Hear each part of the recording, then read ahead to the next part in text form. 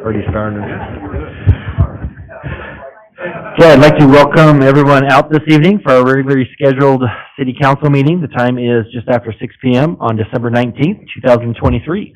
So we will begin this meeting with an invocation offered by Pastor Tony Sparrow of Canyon Hill Nazarene Church, after which, so if you'd please stand for that, and then if you'd please remain standing after the prayer for the Pledge of Allegiance. Pastor Sparrow. Do I just pray out loud here? Or do I Please come to the front and pray right there. Jim knows what he's doing. I don't know what I'm doing. It's good to be with you. Let's pray together. Heavenly Father, we thank you for your goodness and your grace that is always evident to us. We thank you for the city of Caldwell, and I just pray your blessing upon all those who lead us, who make decisions.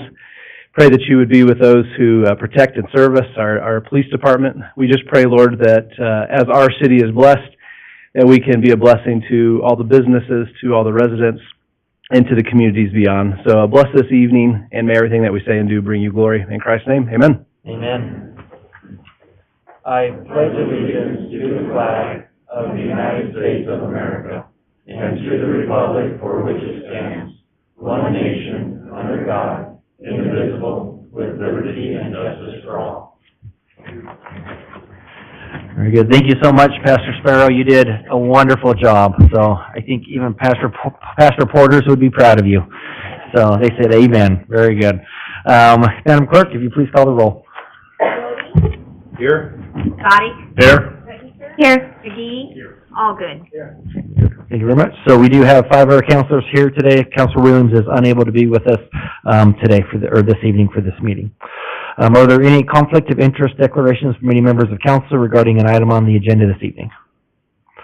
Okay, that moves us into our special presentation. So our first one is from our wonderful Caldwell Public Library. So if you please come forward, and the time is yours.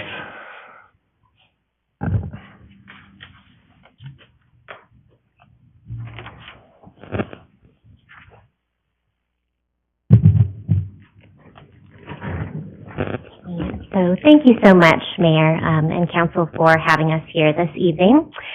It's been, just another fantastic year at the library, and I have a few highlights that I'm going to share with you all. But first, I wanted to just recognize our current Library Board of Trustees. We have Bonnie Smith, who is our chair, and Larry Blackburn, who is here with us this evening, as well as Meg Girouano, Alec Drake, and Rex Hansen. And then we also have our City Council liaison, John McGee, who we have just felt very fortunate to have his support and thoughtful leadership over the last several years. And I've just really appreciated that and wanted to acknowledge that as he's entered his last month with us. So last night, yes, thank you. We appreciate you. All right. Let me move on here. Okay, there we are. All right, so I just wanted to open with some general library information, some big numbers, some important numbers to provide a little more detail about that. The first is going to be our annual library visits. So as you can see, that is just over 167,600 library visits for the last fiscal year. And we remain, very busy, and that's what we're here for, and those numbers continue to reflect that, an increase from year to year.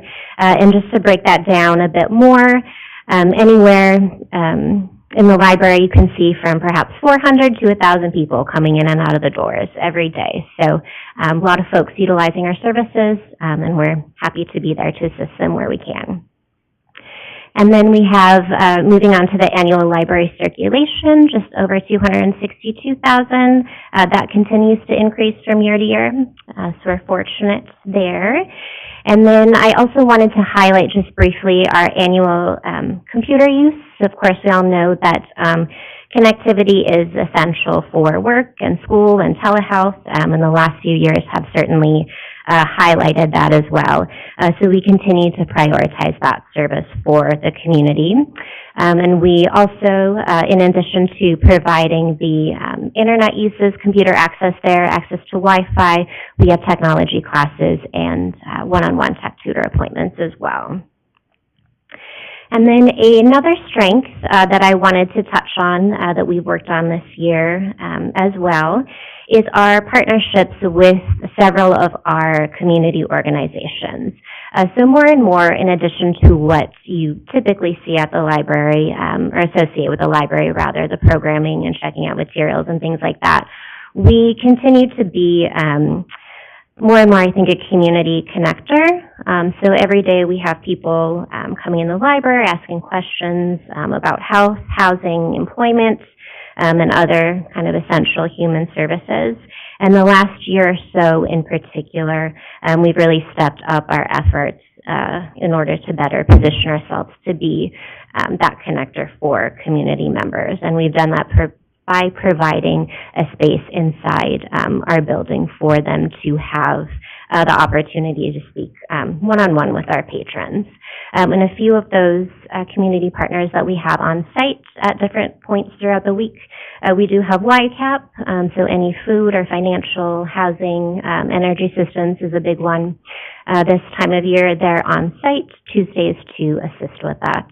Also, the Department of Labor has been a huge help for our job seekers. They're on site once a week as well. And then I wanted to mention that St. Al's, their mobile mammogram unit, is at the library a couple times a month, and we've had their mobile health clinic on site as well. So that has been, as you can imagine, incredibly helpful to have that for our patrons. All right, and then I wanted to also highlight our outreach services. I know I've spoken at different points about the limitations of our physical space. It's definitely used more, our building, than it was in 1976, and it's used differently than when it was built in 1976. So one way that we've tried to navigate that is to increase our presence in the community, embed ourselves more within the community. And a few of those partnerships that I wanted to highlight, or where we've embedded ourselves, the first is going to be with the care centers, Senior Center in Caldwell, and our homebound delivery. I helped our outreach team just last week with some homebound deliveries. So we go out to, when I was there, Aspen Creek, Grace Assisted Living, Canyon West. We do outreach at the Senior Center as well. So try to connect folks that cannot come into the library with our library services.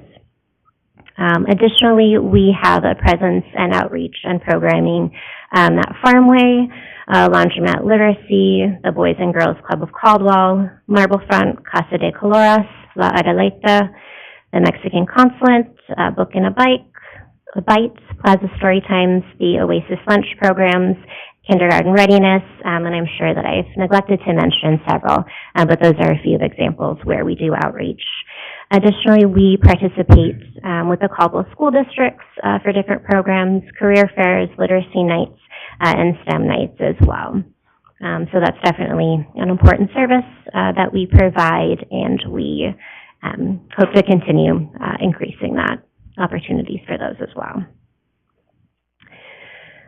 Thinking about programming, so I have a few different slides here I'll show you. This first one kind of breaks down our on-site programs. So that, as you can imagine, just means programming that's happening physically in the building. And we have a breakdown of those by age.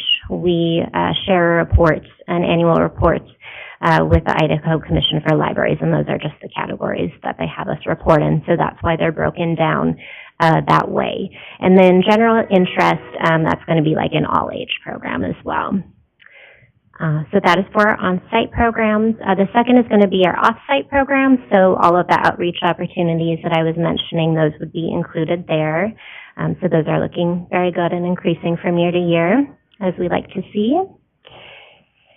And then this next one is the program attendance of on-site programming. So annually, all of the folks that are coming in for programs, whether they be, from 0, all the way up to 100, essentially, kids, teens, adult programs, family programs. And then finally, we have the off-site programming numbers as well, a breakdown of those by age. And so in total, for our on-site programs, we had 5,291 people attend last year, and off-site, we had a total of 3,664. So attendance for both of those is going to be just under 9,000. And that is really an incredible number, especially when I think that we have a team of probably 5 or 6 that plan and implement and go out and lead all of those. They just do a fantastic job. So can't say enough about the work that they do.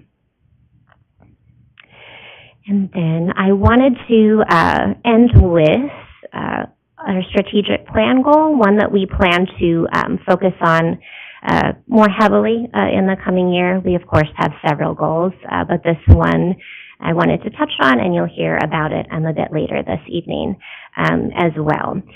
But essentially, one of our goals is to broaden our physical reach within the community by implementing library access points within the community of Caldwell.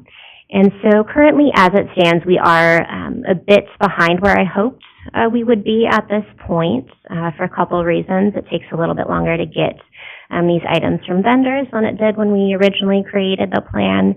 And then we've had a few minor facility improvements and things that we've had to tackle in the last year or so that were unexpected. So that's taken some time as well as a financial commitment to getting that up and going as well.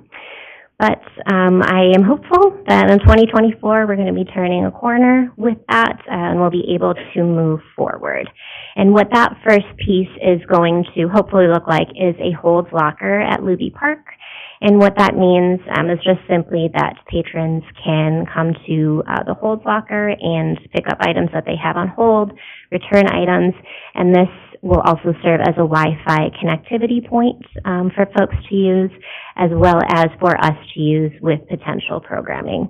We have a presence, particularly in the summer times in Luby Park already with Book and a Bite programs with the school district and the Oasis Summer Lunch program.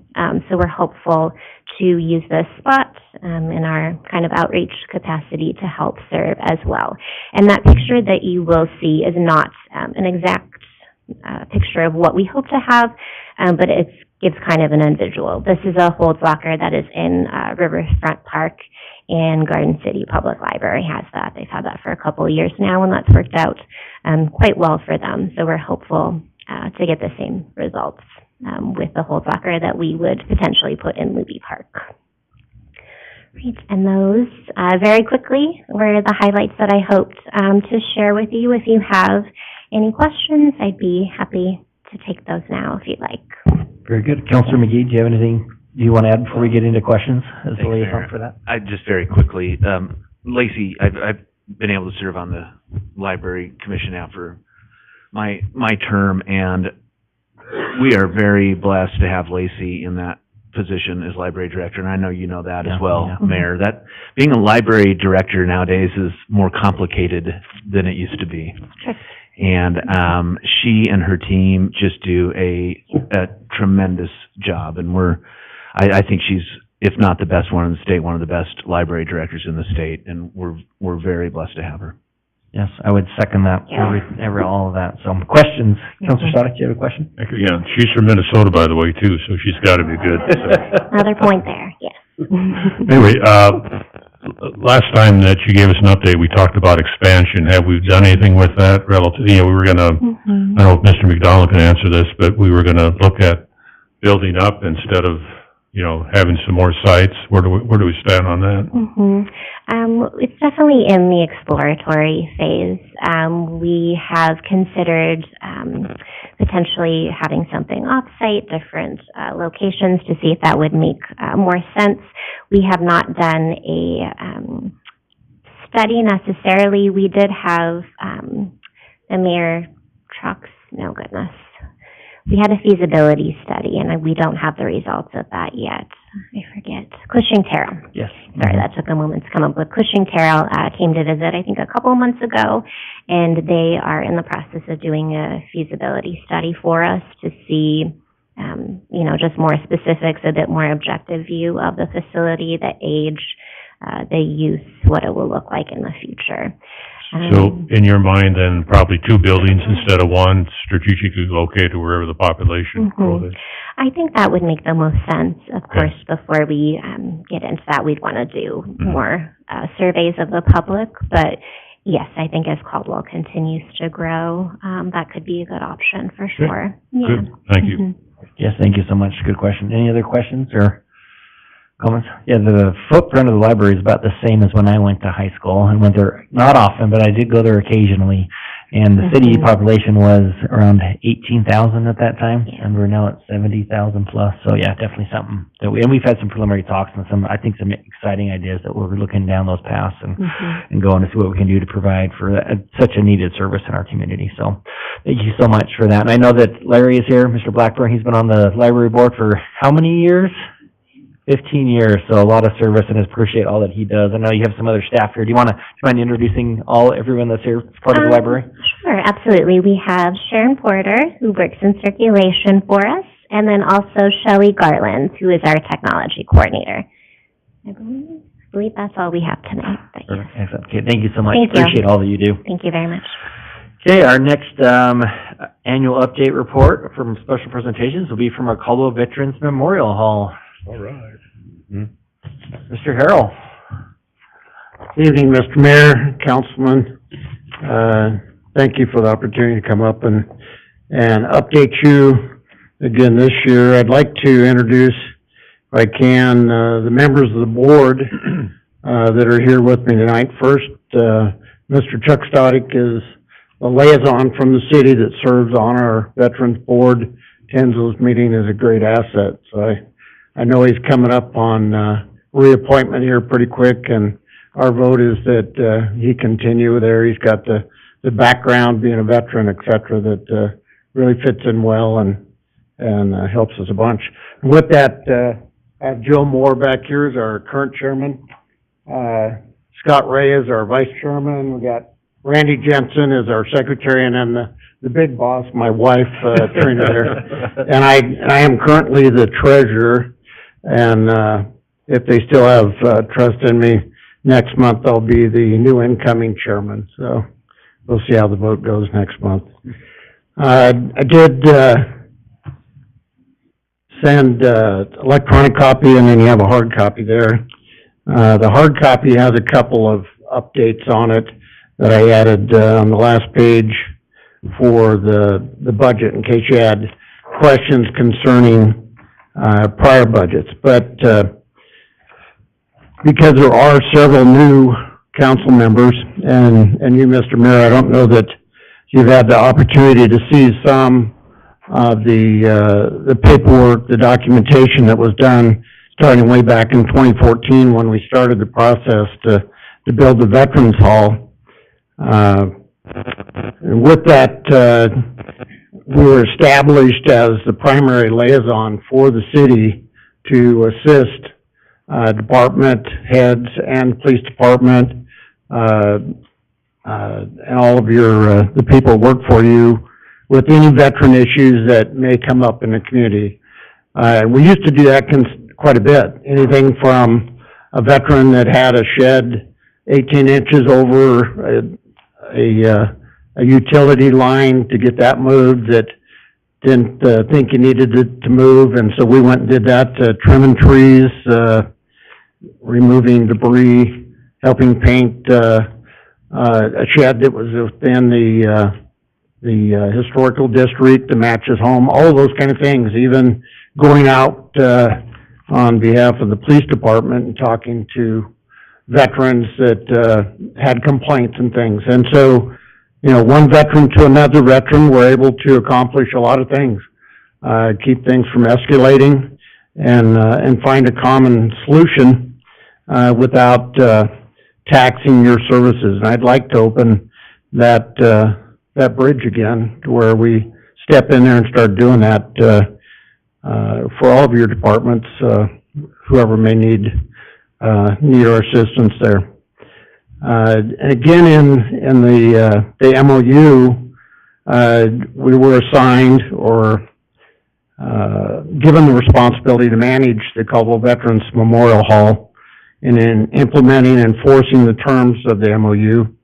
and we're currently under a rewrite of that. It's right now is close to 9 years old. So things have changed, relationships have changed, even makeup of veteran organizations and the users of the building has changed. So we'll put a workshop together, and then we'll bring that to your staff and let them look that over and try to find something that meets those changes in our lifestyle. Also, we're to bring forward annually a annual budget plan to you, so that you can see that we're looking at the affairs for the Veterans Hall, for the veterans in the community, and then the upkeep for the building. That building is on the historic registry. It's not in the district, but it's on the historic registry. So, maintaining that, a beautiful building, and anybody that hasn't been down there, please come down and let's give you a tour, because the inside of the building is, I think, much, much better than it was ever originally, and I think in a position to last another 100 years. We're taking good care of it. Third thing is promote programs, activities that strengthen our community. Our veterans, a big part of that. As you, if you went through and looked, there's over 15,000 veterans, just veterans, in our larger community here, Canyon County. When you add in the other surrounding areas that impact us because of the Veterans Hall, the CMOC, the VA hospital that's out in the Smead industrial area, Department of Labor, all of those resources, veterans and their families, about 54,000 family members of those veterans. So we're looking at a huge community, a huge part of this community that benefits from that Veterans Hall and the services here. So we take great pride in looking at what is it that we can put together that improves the quality of life of our veterans or family members and returns them back into the community as a viable resource, somebody that's got a job, somebody that's contributing back into the values that we have as Caldwell. And I believe that we've done that. So continuing on, I talked about the primary liaison, but the programs that we're looking at, we have the Disabled American Veterans chapter there now, and it's a large chapter, and it actually has the most active auxiliary. That would be spouses of the veterans that work with them in the state of Idaho. So a great resource there that a lot of the veteran organizations don't have, and I think adds a perspective on things that all of us need to take into consideration. Then we have the VFW post here that's back in the building. We have Snake River Marine Corps League. We also have a scout troop, a Girl Scout troop that is really active with parents. We have a Cub Scout pack that is about 50 members, and they're all handicapped. So it's almost a one-on-one relationship with parents coming there and working with it. And the building's handicap accessible, so it works perfect for that. Gives us an opportunity to mentor and to work with all those organizations. We also have the Young Marines that's pretty active in the community. Anybody that's been around during our Independence Day parade or the activities in the park, they also help up on Memorial Day when we put the flags up on Canyon Hill at the veterans' graves, and then line the roadway with the flags up there. They're involved in just about anything that we ask them to do. So a great resource there. Also, something that we've started that's been around just the Boise, Treasure Valley area for a while, that has really grown, and is the Veterans Network of Idaho. I don't know if any of you have heard of that. If you haven't, I would suggest that you go on and just Google Veterans Network of Idaho, and they've expanded. It's been around since 2009 by the Idaho Department of Veterans Services. Mitzi's in charge of that, and they're now growing that to where it's a regional resource. So there's about 160 organizations and about 800 providers that contribute to that, and that's anything to do with veterans, veteran families, or issues. It goes out on that network, and then all of those providers' resources can look at whatever is needed, and as a group, generally can come forward and help solve an issue. So we just had one where a lady that was in the Navy didn't have enough service as a military status. Most of it was in a technician status. And she passed. Her family didn't have the money to provide her a proper funeral, and so it went out on the network. And through all of the contributors there, they were able to provide the resources and things to get her proper military honors and a funeral service. So great resources available. Some of the other programs we provide, every Thursday we have an AA substance abuse meeting that's free. All the programs that we put on at the Veterans Hall are free to our veterans, family members. We have a yoga program that's Monday, Wednesday, Friday mornings, starts at 7 o'clock, and that's free to anybody who wants to go there and get up that early and destroy their body.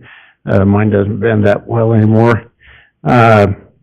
We have counselors there that by appointment right now that offer counseling for soldiers that are going through deployments for the spouse or for the children, marriage counseling, post-traumatic stress, and we are working on a program now developing the policies for that, on how to establish it, that will deal with homelessness, suicide prevention, and behavioral health. And again, those will be free. We have 3 counselors, PhD type counselors that are going to provide their services for free there at the hall, and that'll start off as group counseling, and then from there assessments will take place to where it'll break out into individual or smaller groups depending on what the needs would be. Something we've tried from the day that we've opened the doors there is to do something that would help limit the impact or suicide itself. And there's a lot of programs out there, but we've never found one that really fit the niche. And I think that we're on course to find something that maybe can make a difference up front instead of catching somebody that's already got the pistol in their mouth and are trying to call the phone number that nobody remembers to try and get assistance. So I think we're going to be online to do something good there, and that's maybe something that we can work with the sheriff and with the police chief to, as they find citizens in the city that maybe can take advantage of that as well. The impact and target demographics is something that I put together that hopefully you can use for information that will help you in some of the background things that you go into. A big one is that, and these statistics are about 3 years old, but of the veterans that live here in Canyon County, their pensions and their disabilities are over $84 million a year. That's considerable revenue that comes into the services programs that's spent right here in this community. And again, that's about 3 years old, so that's when you look at the economic impact of that, that's considerable. So anything we can do to continue to assist our veterans, improving that quality of life. And we have a full-time veteran service officer at the hall that is a miracle worker. She meets with the veteran or the spouse, the widow, and is able to work it doing compensation, things to the VA to be able to help get them adequate medical coverage or disability claim through the system, so that it improves their quality of life. They have the money to be able to live a better quality of life and less likely to be on services that either the county or the city may have to provide. So a great benefit there. I don't know if you've heard of a study that they did back in 21. It's kind of a handout like this. If you haven't, I'll get copies of this, but it's homeless at-risk status for the state of Idaho. It was a 5-year study, and the paragraph that I gave you there, we're Region 3. Region 3 is several counties. It's Adams, Boise, Canyon, Elmore, Jim, Hawaii, Payette Valley, and Washington counties. The significance of the study, and the reason I wanted to add it, was that there are no shelters, no emergency shelters, anything in any of those counties that I just read off. So the homeless persons that have identified, 633 in 21 for Region 3. Region 7, which is just Ada County, had 575. The difference is they have over 300 beds or shelter facilities available over there. 25%, it's estimated at least 25% of the homeless adults in this region or in this area are veterans. So if we can affect one, improve the quality of life of one by getting them on a disability, caring for them, that's huge impact for law enforcement, for indigent services, for medical care, all of those kind of things. So we're looking at all the programs we have, and we do have a huge success story. We've helped a homeless veteran now for about 9 months, and we've been able to get him off the street, got him a vehicle, got him a job, has insurance on a vehicle, driver's license, and we're working through the VA to get his medical care taken care of there. So great success story there. He's a great individual. We also have a shower at the Veteran Hall that gets used on a weekly basis, and sometimes by female veterans that will come there that are homeless, don't have access to it. And so we have a private shower there. We have personal hygiene items, clothing, all of that we can outfit them with, give them some food and things to take care of themselves. And it's getting, like I say, on a weekly basis right now. And I see with the cold weather that number will probably increase. From our veteran organizations, the DAV, the American Legion, the VFW, we've spent over $35,000 during FY23 back in humanitarian aid back to veterans and veteran families. That gas cards, power bills, rent, vehicle repairs, food, all of those kind of things. So there's definitely a need out there.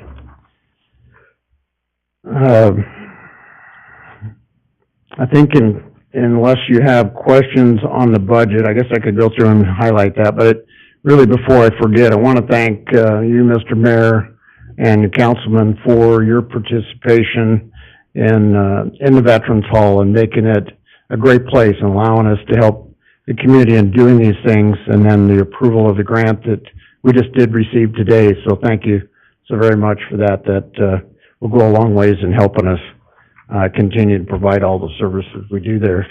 So looking at the budget on the last page, I added some things there. So our estimate right now for a 24 budget, 40% of that budget goes into utilities, insurance, maintenance, capital improvements, and supplies. So clearly 40% of that. In 21, we had 36% of our budget covered those things. In 22, it was 58%, and that was because we had to put a new oak floor in the upstairs lobby and down the hallway, about $20,000. And then in 23, 45% of our budget. We had to go in and repaint the building, had to put tinting on the windows because the heat coming through those big windows was cooking the wood finishes and things, and we had to fix that. We had to do some electrical improvements and some plumbing improvements, but and I do have all of our budget material if ever I need to come in and kind of go over that if you have any questions. Our estimated revenues, and again I say estimated because donations are kind of, you know, they change from year to year and who we get them from. Rentals, we're trying to, and I was hoping tonight to have our new brochure ready, but we're going to try and increase the use of the building through rentals. It's just what we found in the past is that it increases our maintenance costs considerably. When we have huge parties there, they're pretty hard on a building and on wood finishes, on doors, on landscape even. So we spent $30,000 last year in painting and refinishing and fixing things. So as we increase our rentals, we found that we need to have somebody there that kind of keeps an eye on the building and maintains it, but our maintenance costs will go up as well. Our fundraising typically, $25 to $30 maximum is about what we make. It's gotten harder and harder. We used to be able to get a rifle and do a raffle and make $20,000 off of it, but everybody does rifle raffles now, so unless you got a very unique, special rifle, it's pretty tough to make more than about $10,000 off of a $5,000 or $6,000 rifle. So it's getting harder to raise money. But your help has definitely set us in position for having our full budget for 24. I'll take questions. Thank you so much, Terry. Appreciate all that you do down there. Any questions, or Councilor Scott, if anything you'd like to add? Yeah, I see Police Chief Ingram back there. We had I have a gentleman that lived actually right outside the patio area there at the Veterans Hall, and we know that's against the ordinance, so wanted to thank him for working with us and give us an extra 30 days to get him straightened out and get him a vehicle and all that. We really appreciate that, so thank you. Yeah, for sure. Any questions from council for Mr. Harrell? Any comments? Yes, Councilor Allgood. This is kind of a silly question, but I'm always curious. There's all kinds of advertisements on television where you can donate to different veterans organizations. There's tons of them. Does any of that money make it to the ground level where you guys are working? Do you see any of that?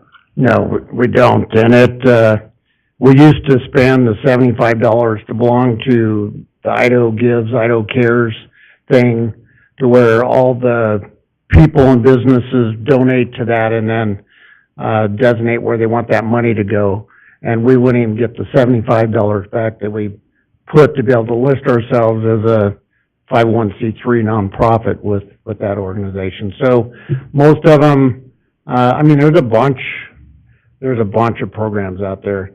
There's ones that pay for training. There's ones that pay for food for women and their children, for housing for those. There are just not a whole lot that we qualify for. I mean, we applied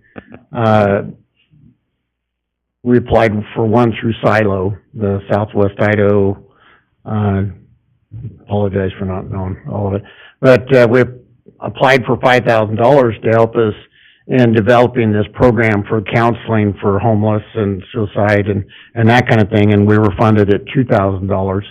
And getting somebody with a PhD in to help write the policies that we're protected from liabilities in the city is, and then doing the brochures and everything, the cost of all of that is far going to exceed that $2,000. So we've applied to other ones, and they we applied one for the Idaho Department of Veteran Services here just a month ago, and got a letter back and said that Their money is meant to go to target groups that impact a larger number of veterans and their dependents. So I think you probably read in the brochure, we're affecting the lives of over 1,000 veterans and their family members a month.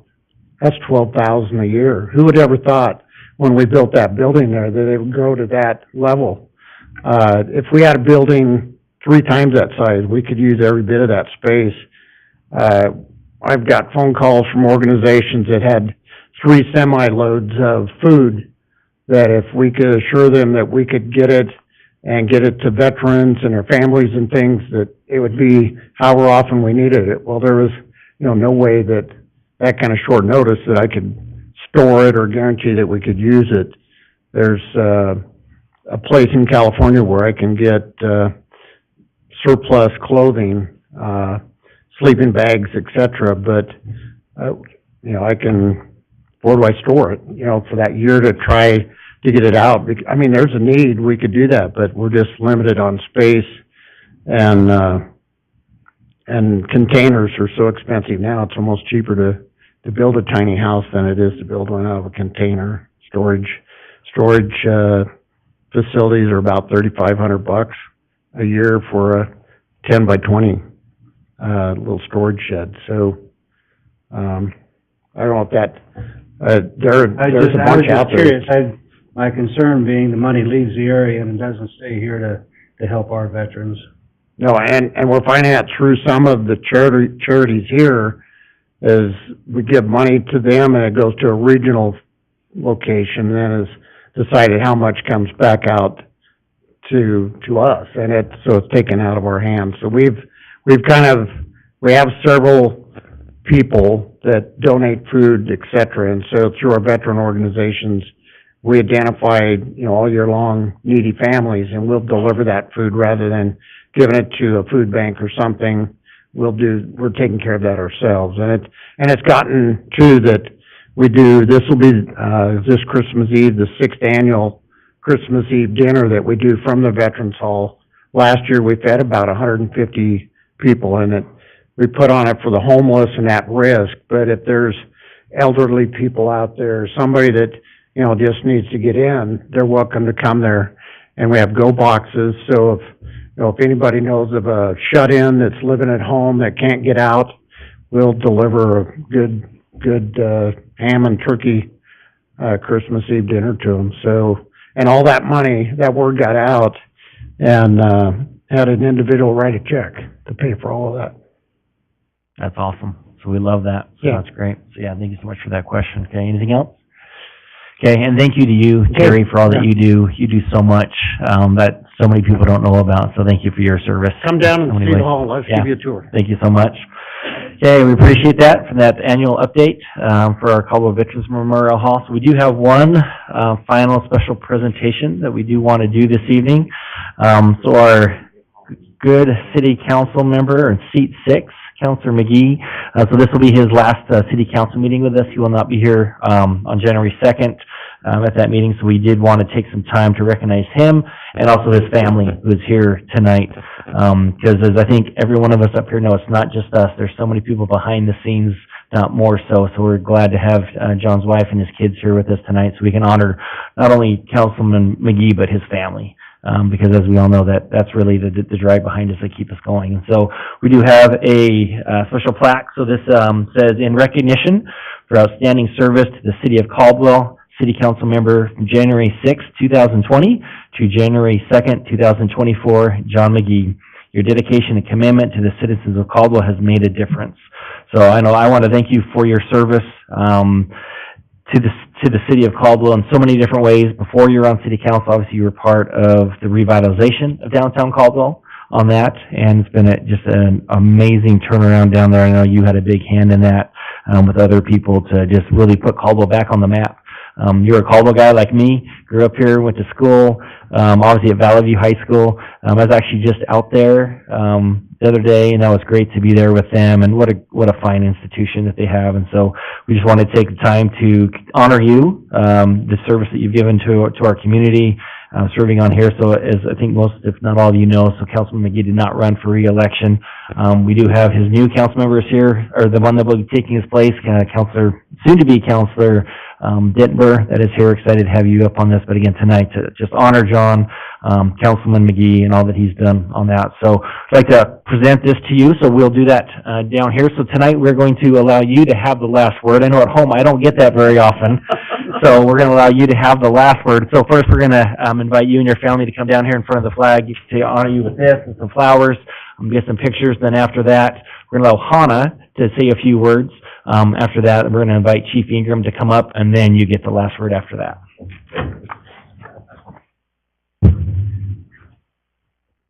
Sure.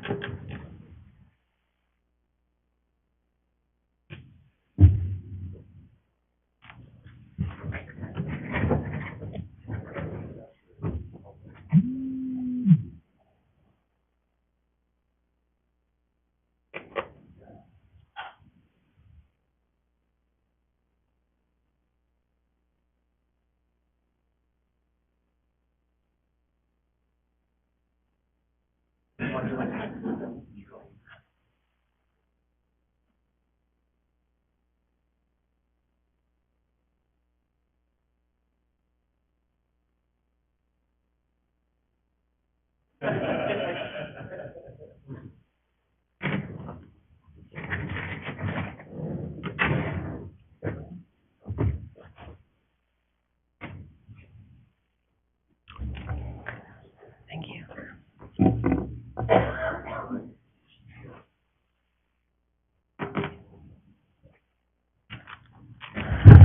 Well, it's not very often that I get to share up here, but I'll just keep this brief.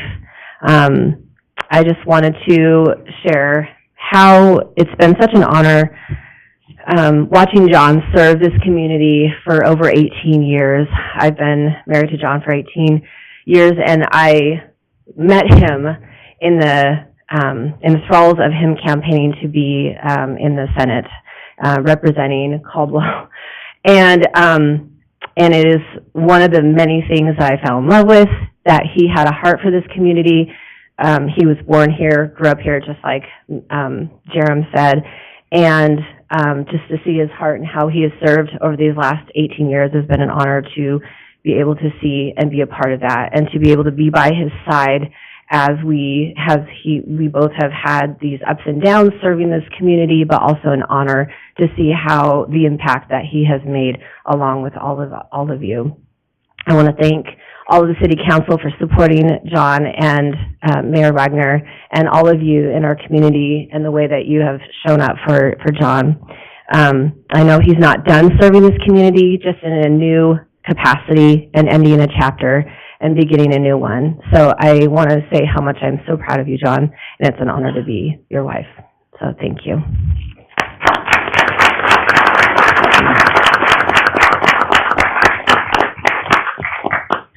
We'll invite Chief Ingram to come up to the podium.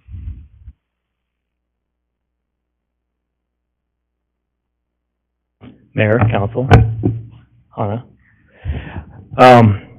John, you've done an incredible thing for Caldwell, for the state.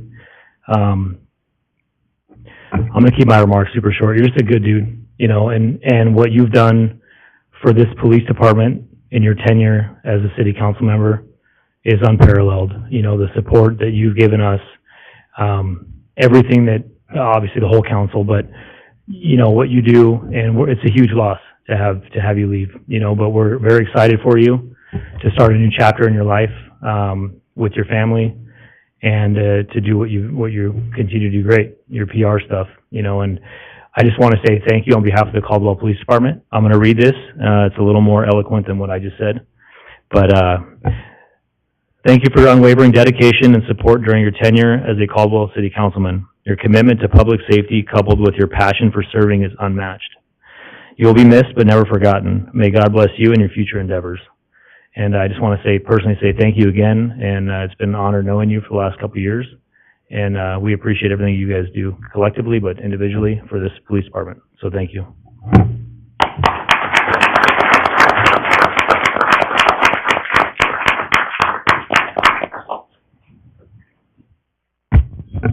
Okay, Counselor McGee, now the time is yours. Well, thank you. Thank you, Mayor, and I appreciate the recognizing my family, especially, and the fact that Debbie, that you and the Mayor took time to do that and make my family feel special. I'm very grateful for that. And let me just quickly introduce Mayor. I'm a little bit lost of words. You know that's not typical of me, but I'm very honored and humbled right now. My wife, Hannah, who you just heard from, I was not expecting Hannah to speak, so I'm a little bit taken off guard by that, but thank you, hon, that was very, very kind. And my son, Maxwell, who is a 7th grader at Valley View Middle School, and he's one of the captains of the football team, and he's better in the classroom than he is even on the football field. He's just an outstanding young kid. And my daughter Madeline, who is a freshman volleyball player, also a leader in her class at school, and just a terrific young woman. It would not surprise me if either or both of those two ended up sitting in seats like this at some point. They're very involved with their community and their church already, and they're like their mother. They're great kids, and so I'm very proud to have them here. Mayor, I want to say how grateful I am to you personally and your leadership. Most people in this room know that you and I had a race against each other 2 years ago, and it was after a mayor had been there for 20 years. And so I think this community had a great discussion about what was next. And Mayor, I'm very proud of you and the way that you and I have been able to work together over the last 2 years and set aside whatever differences we had in the campaign, knowing that what was best for Caldwell is that we work together and we get things done for Caldwell. And so I'm really proud of that, and I consider you a friend, and I appreciate the leadership that you provide to this community. I'm excited for Mr. Dittenber to come and sit in the seat. When you retire from these things, you don't know what's going to happen next in the election, and it's kind of out of your control. And the fact that Mr. Dittenber was elected, I think he's going to do an outstanding job as a member of the City Council. And for those of you who haven't spent much time with Mike, but I think most of you probably have at this point, he's an outstanding member of the community, above and beyond any political activity he has, and he's going to do a great job. I'd also like to thank the staff as I look around the room and all the great staff. Mayor, I think you've done a great job of bringing in a new staff. In particular, however, and everyone knows this who sits on the City Council, and that is, without Debbie, we really don't tick. And the service that she has provided this community for years and years and years is outstanding. We come to these meetings and everything is in front of us, everything is ready to go, and I know it's a team effort, but Debbie really keeps this party together, and without her, it would be much more difficult. So thank you, Debbie. I'd like to thank and recognize my fellow council members. And I think nowadays politicians, which I rarely even think of city council members as politicians. Yes, we run for election. Yes, we're on a ballot. But these are truly public servants. And what I'm most proud of, especially in 2023 when politics often becomes heated and confrontational, is the way that this council interacts with each other. There are sometimes disagreements about policy, but the difference is the opposition isn't going out and holding press conferences beating up the other people. And I think that Congress and, frankly, even the legislature could take some lessons from the city council on how they conduct business in a professional manner. We have disagreements, but we know how to deal with them. I mentioned this when I decided not to run, but I'll say it one more time. I am truly grateful and honored by the community of Caldwell to be able to serve in these elected positions. It's been the honor of my lifetime to serve in first the Idaho Senate and now on the city council. As a kid, Madeline's age or Maxwell's age, I never really dreamt that I'd be able to serve in these important positions, and I'm grateful to the people of Caldwell for the opportunity to do that. And then finally, I just want to thank Hannah and the kids for the sacrifice that's made. You all know we get home pretty late on Tuesdays a couple times a month, and in 4 years, not once have I heard them complain about me being gone. Now, maybe they're glad I'm gone, and so maybe that's why they're not complaining. But there's never any complaint. When I have to go to an event, there's not complaining. Mayor, I think you said it really well when you introduced them. Without their sacrifice and recognition of the time commitment that it sometimes takes, we wouldn't be able to do these jobs. And so I'm very, very grateful for my family. So, Mayor, thank you, and thanks for the opportunity to just say a couple of things before we get started. And I look forward, as Hannah said, I look forward to continuing to serve the community of Caldwell. Yeah, thank you.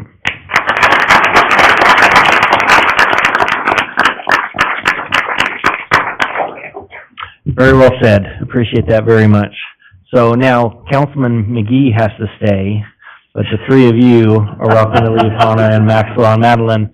Unless I might be able to talk your dad into doubling your allowance for the rest of the year if you do stick it out with us till the end of the night. But it's going to be a long night, I have a feeling. So I don't know if it'd be worth it for 2 weeks of extra allowance. But again, I want to recognize you. Thank you for being here and supporting John and all he's done for the city and for our community. So thank you again for that. So, okay, very good. That moves us into our next part. Next, we do not have anybody signed up under audience participation. So that'll move us into our consent calendar, and then we do have one amendment to that. Mr. Mayor, Councilor Doty. I'd like to amend the consent calendar, remove item 9 from the agenda as requested by staff. So we have a motion to amend the consent calendar as noted. Do we have a second? Second. So a motion from Councilor Doty and a second from Councilor Stoddard to amend the consent calendar by removing item number 9. All those in favor of that amendment, please say aye. Aye. Any opposed? That motion passes. So we now have in front of you the consent calendar as amended. Do we have a motion for approval of that? So moved. Second. We have a motion from Councilor Stoddard and a second from Councilor Doty for approval of the consent calendar as amended. Madam Clerk, if you please call the roll. Stoddard? Yes. Register? Yes. McGee? Yes. Aldridge? Yes. Doty? Yes. That motion passes. So that is approved as amended. That moves us into old business. This is just a housekeeping item. I believe it was an incorrect legal description at the last council meeting, so we do have that fixed and before you now. So this is bill number 34, ordinance 3528, was for case number ANN 2313 that was approved at the last city council meeting. So do we have a sponsor of this bill and ordinance? Mr. Mayor. Councilor Doty. I'll sponsor bill number 34, ordinance 3528, case number ANN 2313, with a request to move for its passage and approval and approve the summary for publication. Very good. Do we have a second? Second. So motion from Councilor Doty and a second from Councilor Stoddard for passage of bill number 34, ordinance number 3528, and to approve the summary for publication. Any discussion on that motion? All those in favor say, they see right there, Councilor McGee, she's got me in line, like you were saying, so that's why she's right there. Okay, so we do need to have, do we have there we go. Okay, so that is open for voting at this time.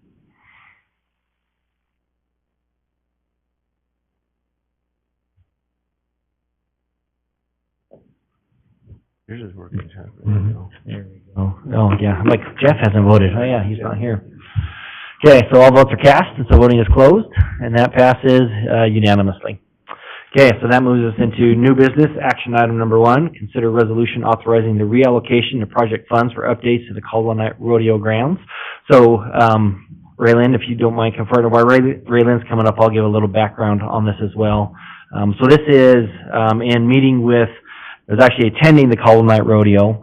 And as I think we all know, it's one of the greatest events that we put on here that I hate to say we, because it's you guys that put it on, that we get to participate in. But it really is one of the greatest events that we have here at the city of Caldwell. And I remember that one of the nights I was there, and I ran into Rob and grabbed Ed Lodge as well, and said, we need to talk, because I remembered about what we're looking at tonight many years ago when I was a planner with the city, and thinking about how can we get this done. We have the 100-year celebration coming up next year, huge event for the rodeo, and as you remember, we did have some of that additional fund balance, so we were looking at projects of what we could do with the city to really enhance the community, and also something that's economically driven that gives back to the city economically. And I remember talking with Ed and saying, man, I wish that the rodeo had been just 2 weeks earlier, because that would have been in on that list. And so we looked at it to see, is there something that we could amend a little bit? They were all so important projects. And the one that did stick out was the quiet zone study that we still plan and need to do, as we've heard, I think at least 2, if not 3 times already tonight, the train going by. We dove into that a little bit deeper. The original study included 4th Avenue, which is closed, so there's not going to be a crossing of 4th Avenue, so that went out of the equation. And then also looking at 21st Avenue, which at the time it was first done was not improved. There's been massive improvements done there, so it's really, really close that 21st Avenue was completed, so that reduces the cost. And then also at 12th Avenue, looking to perhaps partner with the county, had some preliminary discussions with them, since that is right in front of the courthouse. Would they be willing? And preliminary discussion is that they are at least willing to discuss that, so that helps eliminate some of the cost as well. So that freed up some money, and also looking at street fund balance to be able to, that would be able to pay for some of those as well. So with that, was able to free up that number that you see before you to provide that funding. I've met multiple times with Mr. Vavold and with Mr. Lodge as well to see, what can we do to partner together, because we love those partnerships, and how do we make those dollars go further, especially where it's taxpayer dollars, and came up with, the incentive of, well, could we do like a matching fund kind of a thing where the city pitches in the $1.6 million, up to $1.6 million of what the rodeo is able to raise on their end, then we're doubling that amount of money of what we can do out at the rodeo ground. So super excited to really take that and have the potential to expand that and really stretch that dollar as far as possible. And that's going to be an asset that the city is going to have for generations to come.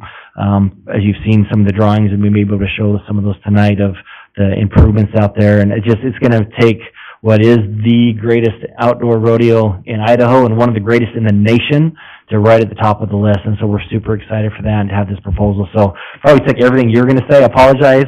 But anyway, so to you, Raylyn, for anything additional on that. I was just going to say, so what this kind of does and what this allows me and Rob to do as well is this allows me to move forward with, I'm doing a budget amendment towards the beginning of February, and so I will do a budget amendment in February to move this budget from the street fund to the CEC fund, which is Fund 3.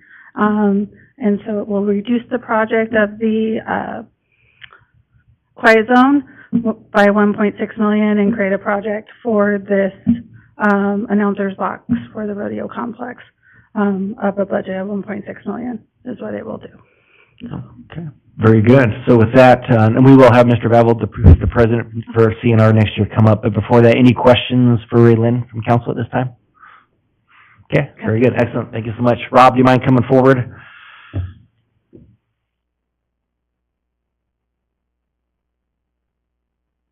Good evening, Mr. Mayor and Councilman. This is a huge opportunity. We're extremely excited to be partnering with the city of Caldwell. The Caldwell Night Rodeo has a huge history of partnering with businesses, civic bent, just everybody and anybody, because it does take a village to do this type of work. And and I think the city has recognized the value of that. We've sort of dubbed it the Caldwell Event Center down there with the O'Connor Field House, the Caldwell Night Rodeo, and the stadium. And it's just an area that's just going to continue to bring people to this community. The rodeo brings a lot of people to this town. We're actually in the process, we've contracted with the University of Idaho Economic, Development, Center, and they're doing a study of what the rodeo brings to this community. We did a informal study, about 5 years ago, and our rough numbers at that time was over $10 million.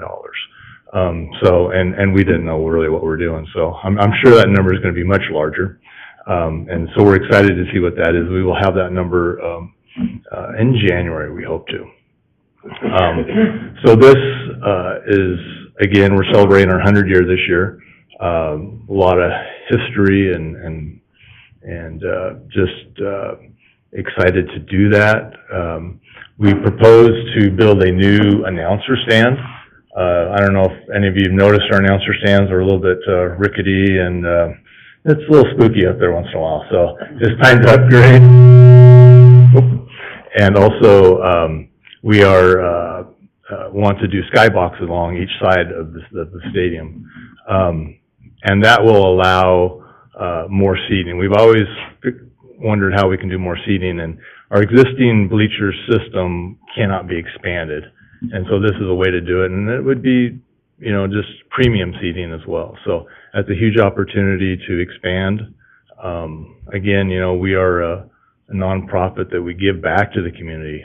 We're not lining pockets or anything like that. So every year we're giving $150,000 back into the community, back into like the Caldwell's Veterans, and different events like that. So, do you have any questions about the Any questions project? from any council members? No, doesn't look like it. So, any last comments or?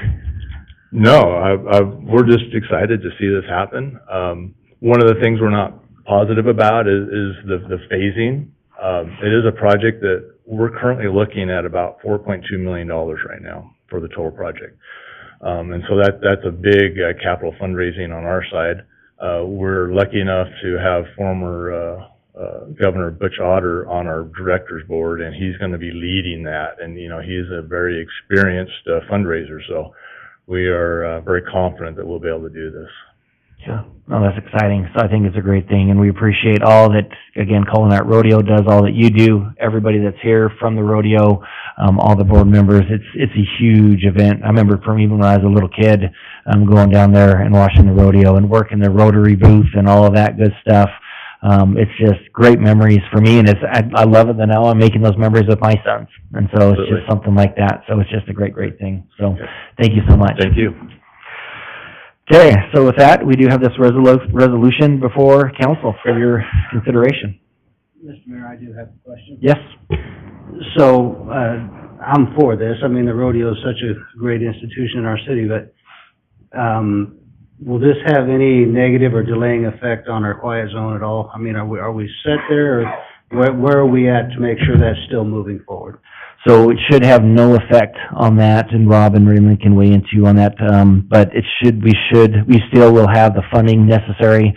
So we will have, that was the one item that was pulled tonight. We'll have that back hopefully January, and that's not going to really delay it to move forward with the initial study for the quiet zone on that, but there should be no issues whatsoever moving that forward with the savings, as I mentioned earlier. And then if there is any shortage, there is sufficient money in the street fund to cover any additional cost that might be there. So it should not affect that whatsoever. Perfect. Yeah. Okay. Any other questions or any motions starting this resolution? Mr. Mayor, Councilor Doty.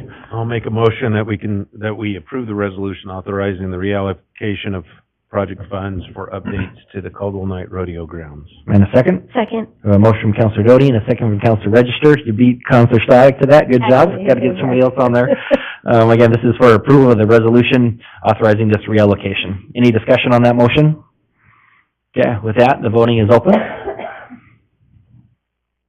And all votes are cast, so voting is closed, and that motion passes unanimously. So very excited to take this step. I know we've been meeting for months now talking about this. It's exciting to be here at this point. So go raise all that money. Tell Butch he needs to get to work tomorrow, so if he isn't already. So, okay, well, thank you again. Thank you so much for being here. So we appreciate that. Okay, so that moves us into our next item, action item number 2 under new business. This is for a public hearing for the purpose of receiving comments for the Caldwell CDBG Community Development Block Grant Consolidated Annual Performance and Evaluation Report. Dominique, I believe this is you, correct? Very good. The time is all yours. I am Dominique Moreno. I'm the CDBG specialist for the city of Caldwell. Via Zoom, I have Elizabeth McNanny also. I don't know if she can hear us, but if there's any questions or comments that I might not be able to answer, she will try to help me answer those. So I do have a PowerPoint. I don't know, is it ready? Did it not go off? Did you give it to me? Yeah, I sent it over last week. Yeah.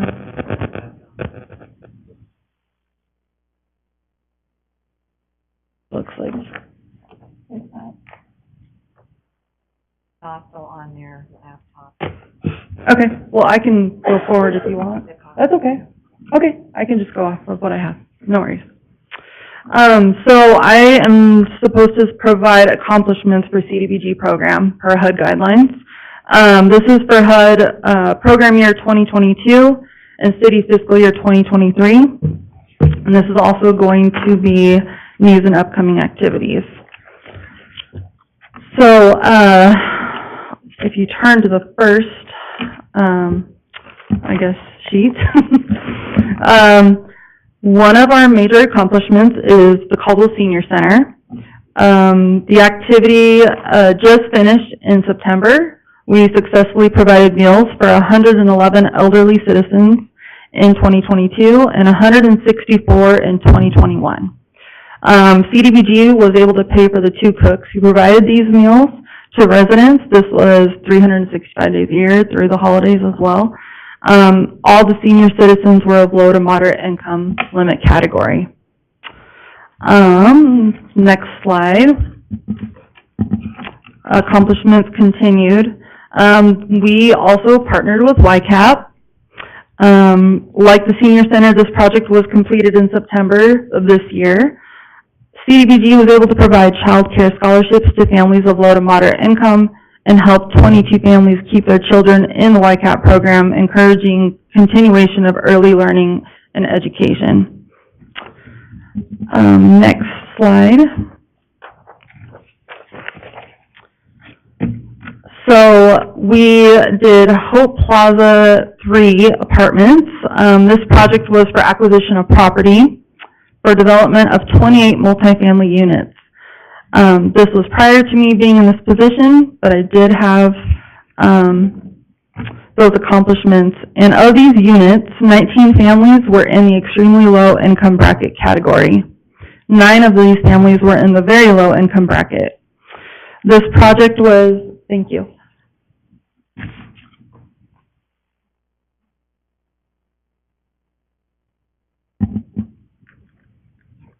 Let's see, let me catch up on there just a second. Okay, perfect. Okay, so this project was officially closed out or leased up in program year 2022 and fiscal year 23. As you can see on the table there, an example of qualifying income under HUD guidelines shows that a family of 4 can earn up to $71,300 a year and be considered moderate income and still qualify for assistance through HUD programs.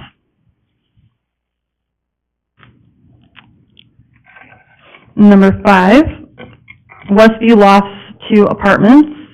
This is what we have next coming up for CDBG. This project was acquisition of property again. We partnered with Autumn Gold Affordable Housing. They've been great to work with, and they utilize the program well. CDBG was able to provide $150,000 for this project. It is going to be creating 26 multifamily housing units. All will be built for low to moderate income residents in Caldwell. This property is located off of Enterprise Way in the Sky Ranch area of Caldwell and is set to be completed in 2024.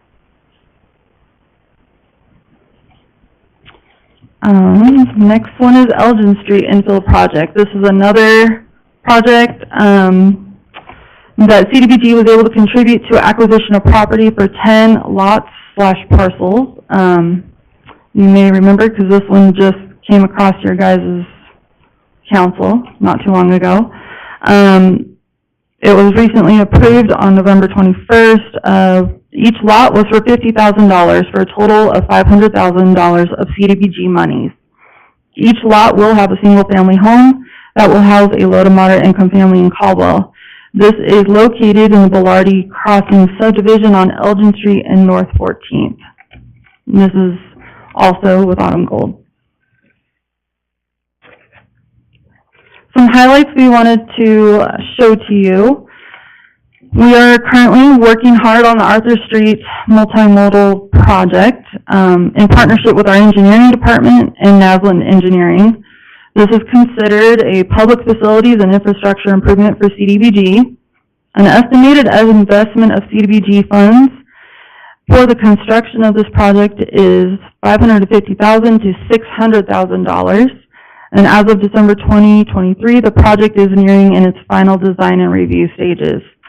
This is being funded with COVID CDBG funds.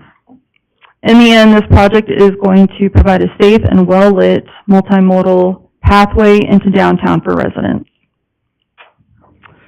So coming soon, this is brand new. We have a new look for CDBG on the city website. As you can see, it's a lot cleaner, a lot smoother. I was proud to showcase our different partners and agencies we communicate with like daily. And so I have that listed on there as a resources so anyone can go there and get information. Their website is there, their phone number is there, and if they need more information, they can just call the city hall and get a hold of me. Another thing is we are excited to announce Neighborly software. We are going to be utilizing this for CDBG. This is for easy reporting for federal funded programs. Our sister cities, Meridian uses this, Nampa uses this, Boise uses this, and it's just easier for mandatory federal reporting. Another great thing is our sub-recipients, so those who gain the CDBG funds, they will be given a login for the portal. It'll all be on our website, so they will just be able to go in there. They can apply for CDBG funds. They can look to see what's new, that kind of thing. We go live actually on December 21st with that. So that's been about 3 months in the making of getting the applications together and what we want on the application, what we want to show, and it's been exciting. Some upcoming activities with CDBG for 2023. We currently have some great activities that are coming, and our focus right now is to create affordable housing and stability of housing, because this is a nationwide, I guess you could say, problem, for lack of better words. And we can really see that it's a huge need for Caldwell residents. And we want this to be our main priority right now. We are excited to announce that we are partnering with Catch to provide rental assistance and housing services and counseling for those who are experiencing a housing crisis. This project will help to prevent homelessness in our community and is projected to assist up to 12 families in Caldwell. Funds to be used for this will be in combination of regular CDBG funds and COVID CDBG funds for a total of $85,000. To continue down this same path, we also are going to be partnering with Jesse Tree. They are going to be providing also rental assistance, and they actually kind of focus more on those who are already facing eviction. So in order for them to assist, the residents would have had to have already received an eviction letter. And so this project is aiming towards homelessness prevention and is projected to assist up to 20 more families in Caldwell. Again, this is using the same combination of CDBG funds. This one is totaling for $55,000. And this one will be coming to you soon as a resolution. Mr. Mayor and Council, I now stand for comments and questions, if there are any. Very good. Thank you so much, Dominic. Appreciate that. That was very, very well done. Any questions from council? Yeah. Mr. Mayor? Yes, Councilor Stoddard. When do the COVID funds run out? Will that be next year, or? You know. We actually still have about 212,000 left, and we have until 2027 to use those up. See, okay, thank you. Any other questions?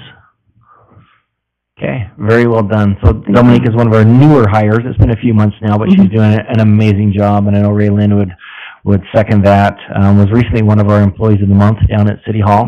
So, she's doing awesome, and so couldn't be more excited to have her part of the city and for many, many years to come. Thank you. Thank you so much. Thank you. Appreciate that. Okay, so with that, before council, this is a public hearing, but nobody did sign up to testify in favor, against, or neutral. So with that, it is before the council for your decision to approve or deny what exactly would it be?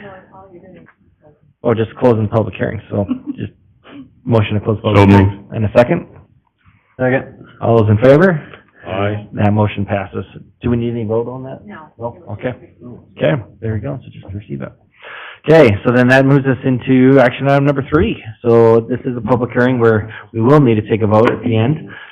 So this is a quasi-judicial, so this is for a comprehensive plan map amendment, a plan unit development, a subdivision, and a rezone.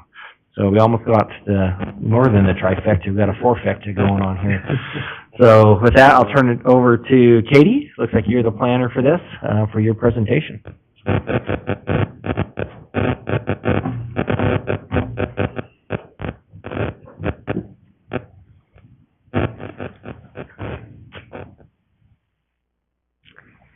Okay, thank you, Mayor and Council. Katie Wright, Associate Planner, 621 Cleveland Boulevard. Before you is Karcher Commons, CPM 23-9, ZON 23-8, PUD 23-3, and SCB 23-26. You do have 2 late exhibits before you. One is a preliminary plat and one is a landscape plan.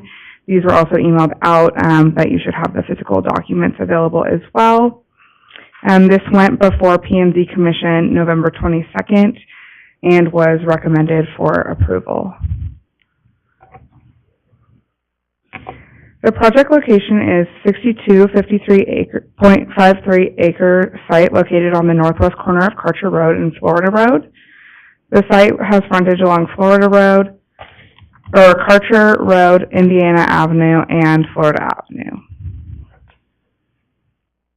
The project site is currently surrounded by vacant land, single-family homes, and storage units to the north, future commercial and residential development to the south, vacant ag to the east, and vacant ag to the west.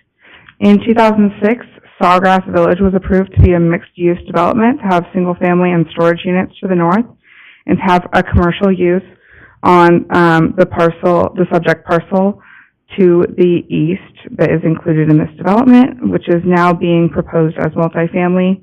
The single family and the storage units to the north have been constructed and exist. If approved, this parcel would be removed from the original development agreement and a new development agreement would be created for this development. The applications before you tonight are for a comprehensive plan amendment for highway corridor and commercial service to highway corridor and medium density residential. The medium density residential being shown in yellow and the highway corridor shown in brown. A rezone to highway corridor shown in brown and R2 shown in yellow. A mixed-use planned unit development for the entire site with a preliminary plat. Tonight's request consists of the applicant's proposal for a rezone to a split zone of 44.15 acres of highway corridor and 18.38 acres of medium density residential. The purpose of highway corridor zone is to create, preserve, and enhance key areas along a highway corridor which are highly visible or transitional in nature by developing, maintaining, and expanding highway-oriented commercial uses, limited light industrial uses, educational uses, offices, and high-density residential uses. The proposed development is surrounded by low-density residential to the north, medium-density residential, and community commercial to the south, highway corridor to the west, and community commercial to the east. Staff finds the highway corridor is a compatible zoning district next to the other highway corridor and community commercial zoning districts, and the medium-density residential on the north of the proposed development to act as a transitional zone to the low-density residential to the north. The proposed comp plan designation and development as highway corridor and medium-density residential is consistent with the intent for the comprehensive plan. The proposed densities are in compliance with the comprehensive plan. The blue and white diagonal pattern is proposed to medium-density residential, and the blue dot pattern is proposed to be highway corridor. The rest of the site will be remaining as future designation of highway corridor. The proposed land use is a mixed-use planned unit development. The applicant is proposing a development consisting of 18.38 acres of 196 unit plex buildings to the north, 20.24 acres of 336 multi-family unit apartments to the east, and 23.91 acres of commercial up along Karcher and Indiana. Multifamily development is not permitted in the highway corridor zone, yet this will be counted towards the 62% of specially and non-permitted use the applicant is requesting.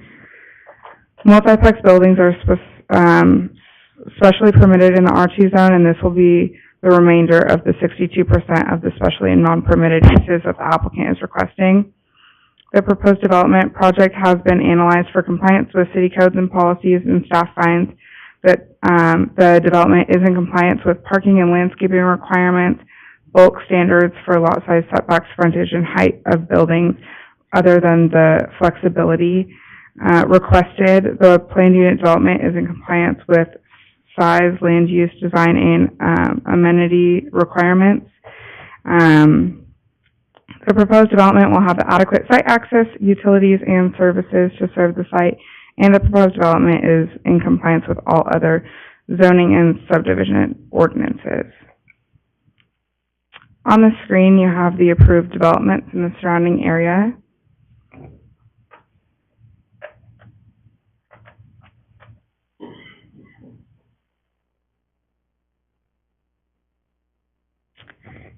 And public agencies were notified and asked to provide comments. The only agencies that had concerns were Valley View School District, will require more schools due to the high amount of development in the future, and ITD, they're reviewing the finalized TIS and will have further comments. I believe that has been updated in the packet. The applicant should be able to clarify that. And we had one public comment from Valerie Lee, a neighbor to the north, with concerns for noise, increased traffic, and safety. The applicant is requesting the following flexibilities with their planned unit development request: 62% specially and non-permitted uses. There is flexibility in the code allowing the development to have 30% specially and non-permitted uses, and they are requesting that this be increased to 62% to allow for the acreage of the multiplex buildings to the north and then the multifamily to the east. And then the setbacks for the multiplex building lots to be as above, which these are as well flexibilities from what the code originally allows.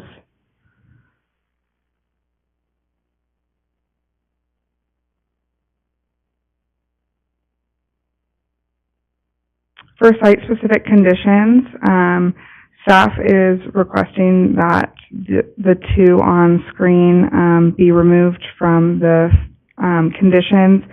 An updated landscape plan with an 8-foot public pathway connecting the existing pathway along the Phyllis Canal with proper landscaping as stated in Code Section 100711 shall be provided prior to being heard by City Council. An updated landscape plan with 30-foot street buffer along Karcher shall be provided prior to being heard by City Council. That landscape plan that was provided to you as a late exhibit does meet both of those. So we've found that they're in compliance with those. And then staff recommends that the following be kept in the conditions: provide varying buffers, street landscape, or berms. Provide varying berms, street landscape buffers of 2-to-1 and 3-to-1 ratio, and all future commercial uses shall be outright permitted in the Caldwell City Code Land Use Schedule for the underlying zone. And then this is just a condition that, would allow for those setbacks that they're asking. And then all weeds must be removed from the property prior to being heard by City Council. And Block 3, Lot 4C must be landscaped and maintained by the Homeowners Association. That lot is up to the northeast corner across the Phyllis Canal. And they don't particularly show any specific landscaping other than the pathway. And we just want to make sure that they're understanding that that shall be maintained.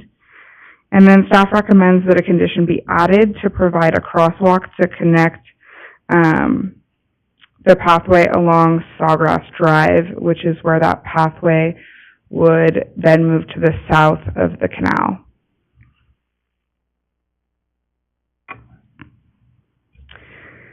The Planning and Zoning Commission recommended approval of the City Council of the request, that such request is subject to the conditions as specified in the findings of facts, conclusions of law, and order of decision. And staff recommends that if City Council approves the request, that such request is subject to the conditions as specified in the findings of facts, conclusions of law, and order of decision, with modification to allow the 0-foot internal setback for the multiplex building that was left out of the staff report. It was highlighted in red earlier in that chart. And then the additional condition to require the applicant to provide a crosswalk to connect the pathway along Sawgrass Drive when they submit for construction drawings. And I stand for questions. Thank you so much. And just a note real quick, so those two landscape plans that were noted are labeled as CC 1000 and CC 1001 for the record. So just so that's out there. Okay, so that moves into questions from council for staff. Yes, Councilor Doty. When we go back to the slide with the 30% and they're asking for, was it 62?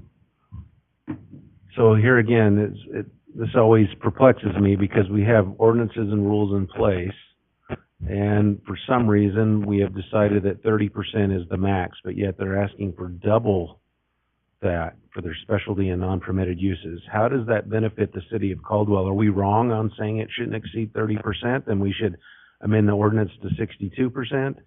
I mean, we're not 1 or 2% off here. They're asking for double. Mayor and council, I do know there has been staff discussion about that 30% when it's talking about non-permitted and specially permitted uses, since they could have come through with a special use permit and the whole site could have been multifamily, for instance. So that would change that meaning a little bit, and Robin would maybe be able to touch on that a little bit more from their conversations. But from my understanding, from what they're trying to do, is they're just trying to be able to allow for those multiplex buildings up to the north. Otherwise, their non-permitted use would be the multifamily over to the side, and staff wanted to also make that condition in there that any commercial that they put in along that southwest corner would be outright permitted, so that they don't end up going over that at all. I don't know if... Robin? Mayor and council, just to reiterate what Katie said, she's correct. In the PUD ordinance, it does say 30% specially and non-permitted uses, and we as staff have reviewed that and believe there is an error in that code, because they could have came through, like Katie said, with a special use permit and requested the whole thing to be multifamily. The other option to get around this is they could apply for a special use permit along with the PUD, but in our code it says that a PUD, if they need a special use permit, can act as the special use permit. So basically what they're doing is combining that request of a PUD with a special use permit under the PUD application. So they're not specifically asking for a waiver from the PUD. What they're asking for is a special use permit with this PUD to allow that additional percentage above the 30%. Does that make sense? And we are, in our future amendments coming next year, we are going to be amending that PUD code so it is more specific and clarifies exactly what we're trying to accomplish with a PUD. Because you're absolutely correct, when you do a PUD and then you start asking for waivers, it kind of goes against why you're doing a PUD. But again, in this instance, they could have just done a special use permit and asked for 100% multifamily. Mr. Mayor? Yes. Yes, but asking for a special use permit would still have to come in front of council, correct? Mayor and Councilor Doty, currently no. Special use permits go before the hearing examiner or the P&Z Commission, and they have final approval of those special use permits. So with us doing it this way and allowing them to request that additional percentage through the PUD, it does make them have to come before council for that final decision. Thank you. Yeah. Any other questions for staff? Yes, Councilor McGee? Thank you, Mayor. Katie, there was a specific lot that was identified that needed to be landscaped and needed to be overseen, I think, by the HOA or something. Will you make it easy for me and just point out which one that is on the... Do you have a laser pointer? No. I don't think it shows up. I think we've discovered. Mayor and Councilman, so I'll try and describe it as well as I can. It is right up by lot, I want to say 19 and 20 of Sawgrass. Up. You're getting some help behind you, Oh, too, perfect. Katie. We got a pointer coming too. Oh, no, it's, Thank you. oh, thanks. All right, close your eyes. Okay, so it's right here.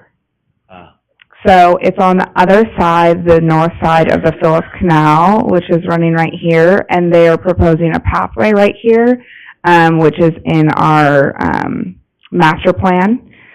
And so they just, in their landscape plan, they didn't show anything specifically there. So we just wanted to condition it to make sure that they're aware that they can't just let that get overgrown and things like that. Okay, all right. Yes. Makes good sense to me. And then, Mayor, this is probably, Katie, I'll ask you, but it may require Rob. And Rob's going to be glad that this is my last meeting because I think that Rob is the ITD engineer and not the city public. Yeah, He would do much better than ITD, yeah. But, you know, my background is, a lot of it's in transportation, and I know Councilman Sadek and I live out in this area, so I'm particularly, and I have a new driver in the house, I'm particularly interested in those two intersections, Karcher in Indiana and Karcher in Florida. I think we can all agree those are very busy. We know that relief is on the way through the ITD improvement plan for Highway 55, and I'm excited about that. I think it's going to be a great improvement and a great safety improvement. My question then is more about the north-south parts of the intersection than the east-west parts of the intersection.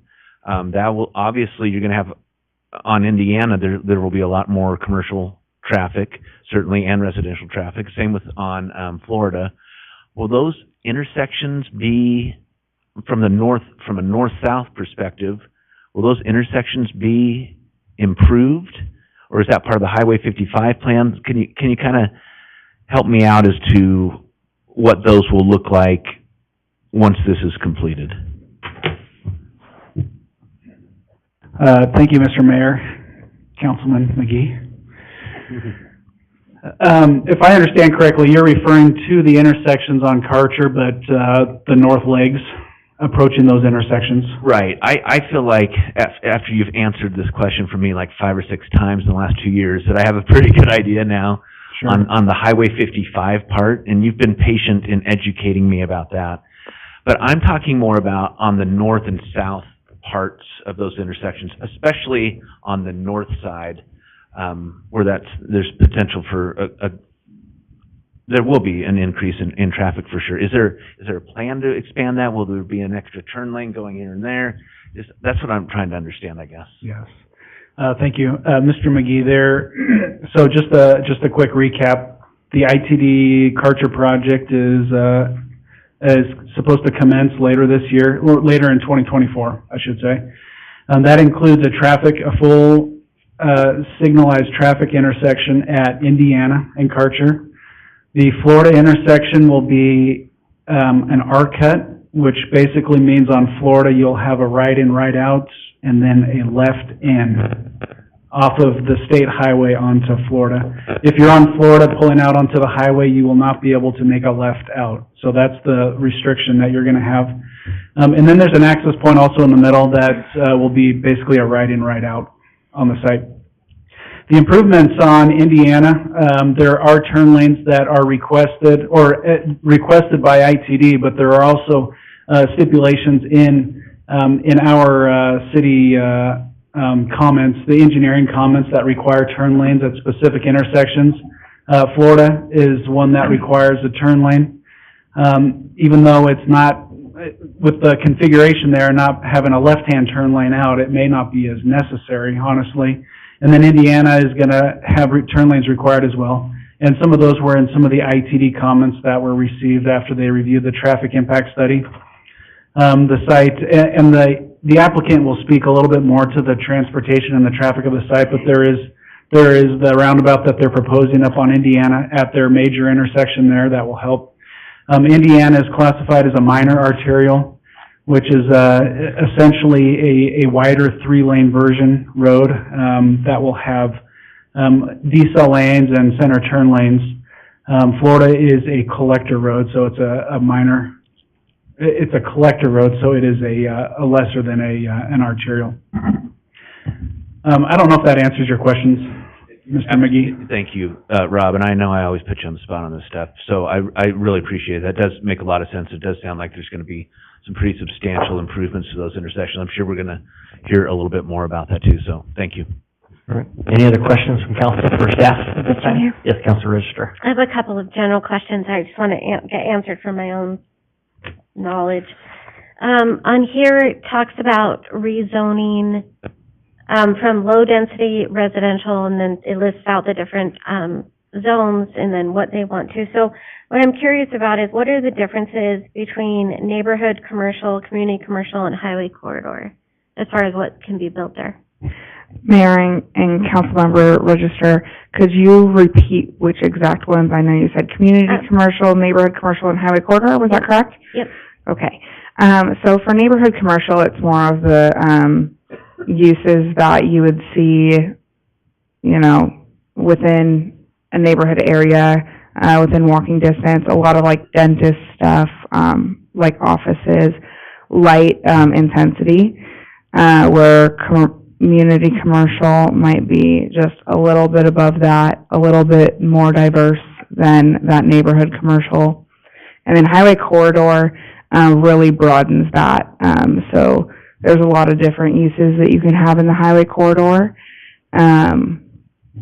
There are some good definitions in the comp plan that would be able to tell you these, as well as in, I want to say, Article 1 of the zoning code in 1001. There they'll give you the definitions that'll explain those as well. Well, for our purposes tonight, because we're going to be asked to vote on it, can you give me some examples of highway corridor? Yeah. I'm just going to pull up the code. Is that okay? Okay. Don't want to give you any wrong information.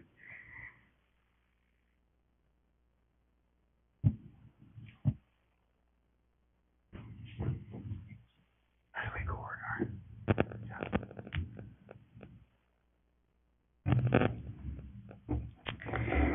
Okay, so for highway corridor, you could have anything from retail, nursery, and I'm only reading off the permitted, that are directly permitted, that wouldn't have to have a special use permit.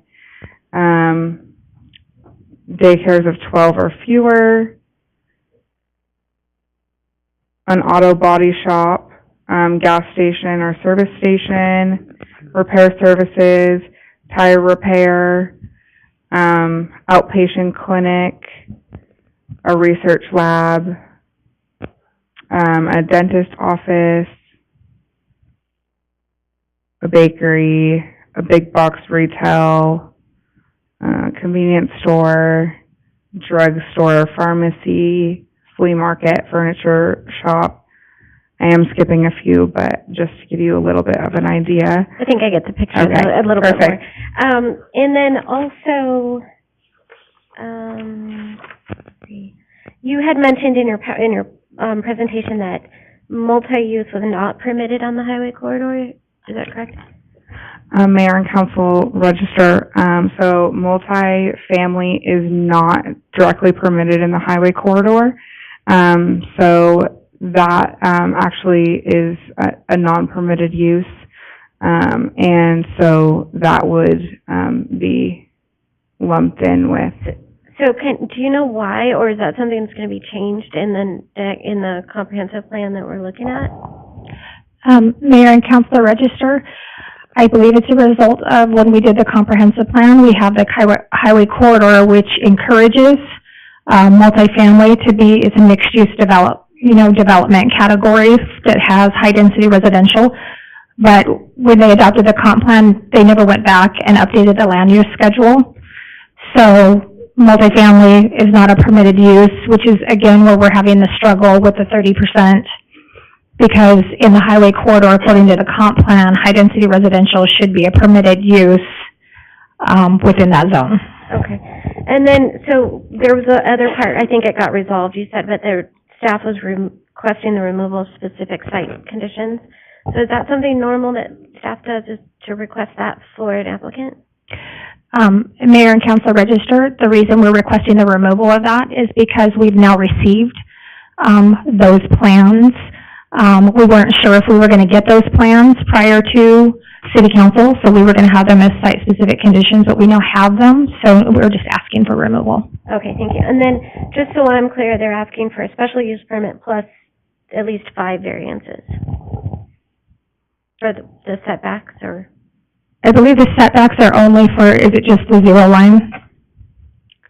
No. Okay, I'll let Katie explain that, because I'm not sure that on the setback. Mayor and council register, so for the setbacks, those are all for the multiplex townhome style, the yellow portion right up there. So those will be the specific setbacks for that portion of the development, based on my understanding with communications with the applicant. And so the special use permit necessarily isn't actually being an application, if that makes sense. So as Robin explained, the PUD is kind of covering that part. And the PUD code allows for those flexibilities of requesting varying setbacks that might not be exactly what code calls out for, because they do have to provide other, additional amenities and things like that as well. Thank you. Okay, any other questions for staff this time? Mr. Mayor, 2 concerns, I guess, again, the interaction of these developers in the Valley View School District, and I being in the Valley View School District, we're about taxed to death already, and if the contractors aren't willing to work with Valley School District, I mean, that's really a negative for me. And I'm not sure, maybe Rob knows what the timetable will be on this project versus when the highway is going to be improved. Have you any idea on that? Mr. Mayor, Councilman Stoddard, the highway project is supposed to start next year in 2024. The duration, I've heard varying reports, but it could be up to 3 years. I don't know exactly how long it's going to take.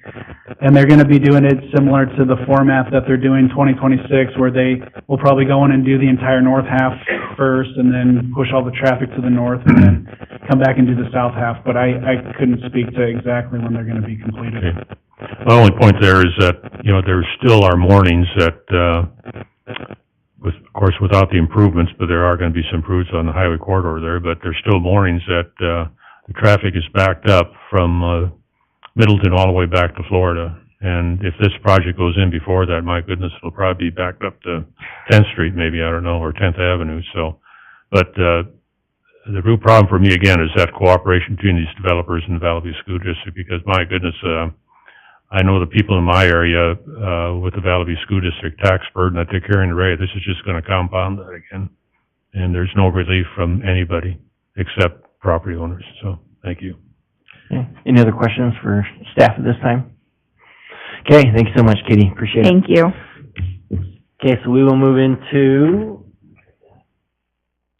our applicant for their testimony. So Becky, if you want to please come forward. If you could just state your name for the record, and then you will have 10 minutes for your presentation.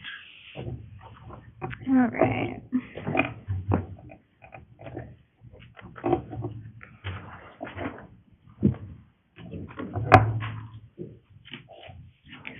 My name is Becky Izagiri. My address is 2471 South Titanium Place, Meridian, Idaho, 83642. And so good evening. Tonight I'm excited to introduce Karcher Commons. It's an innovative mixed-use project that aims to enrich our community by offering a variety of housing choices, diverse dining experiences, and a range of commercial retail spaces. The site is located north of Highway 55 between Indiana and Florida Avenue. The proposed project is strategically positioned amidst a variety of up-and-coming developments, including single-family, multifamily, and commercial retail spaces. It's designed to seamlessly integrate with both current and recently approved developments in the area. In fact, we've already started working with a developer to the north to ensure that our development is compatible, and we will continue to do so in the future. Currently, the comprehensive plan and future land use map shows parcel number 440000 as highway corridor and parcel number 430000 as commercial and service. We seek to amend the comprehensive plan and future land use map to highway corridor and R2 on both parcels. This request is consistent with the comprehensive comprehensive plan and future land use map to highway corridor to R2 on both parcels, to comprehensive plan, and supports the city's long-term goal of high-density mixed-use corridor along Highway 55. Additionally, this development has been designed to complement and increase compatibility with the surrounding developments, especially the mixed-use development on Highway 55 at Lake called the Charles. In fact, we have a letter from the Economic Development Director stating support for this project. He writes, "We are enthusiastic about the prospect of Karcher Commons bringing a much-needed Class A residential units and commercial vitality to the Caldwell region. Recognized as pivotal mixed-use development, this project holds significant importance for our community's growth." In addition to the comp plan amendment, we are all requesting a rezone of 18.38 acres to R2 medium density residential and 44.15 to highway corridor. This amendment will make zoning more harmonious with the surrounding designations. It will also create a transition buffer for the lower density homes to the north and the higher uses of the highway corridor. Karcher Commons is a meticulously planned mixed-use development located on 62.53 acres. It has been designed as a planned unit development with two zoning designations, R2 and HC. The HC zone will accommodate commercial and multifamily, while the R2 zone will consist of townhome-style multiplex buildings. Within the HC zone, the plan allocates 20 acres for residential use and 23 acres for commercial use. This distribution results in 40% of the area being designated residential and 54% for commercial use. The Karcher Commons development will include 20 commercial lots, 196 townhome-style multiplex buildings, and 336 multifamily units, totaling 20 commercial lots and 532 residential units. The R2 residential density is 10.66 units per acre, while the HC zone will have a residential density of 16.6 units per acre. The project will be implemented in 4 phases, each in full compliance with the PUD, HC, and R2 development requirements as outlined in the comprehensive plan and city code. The townhome-style multiplex buildings feature open layouts with sleek and modern amenities. Each home comes with spacious two-car garage, providing ample space for parking and storage. The amenities include a pool, fitness center, pickleball courts, and a tot lot. These units will be high-end, for-rent homes with no individual lot lines.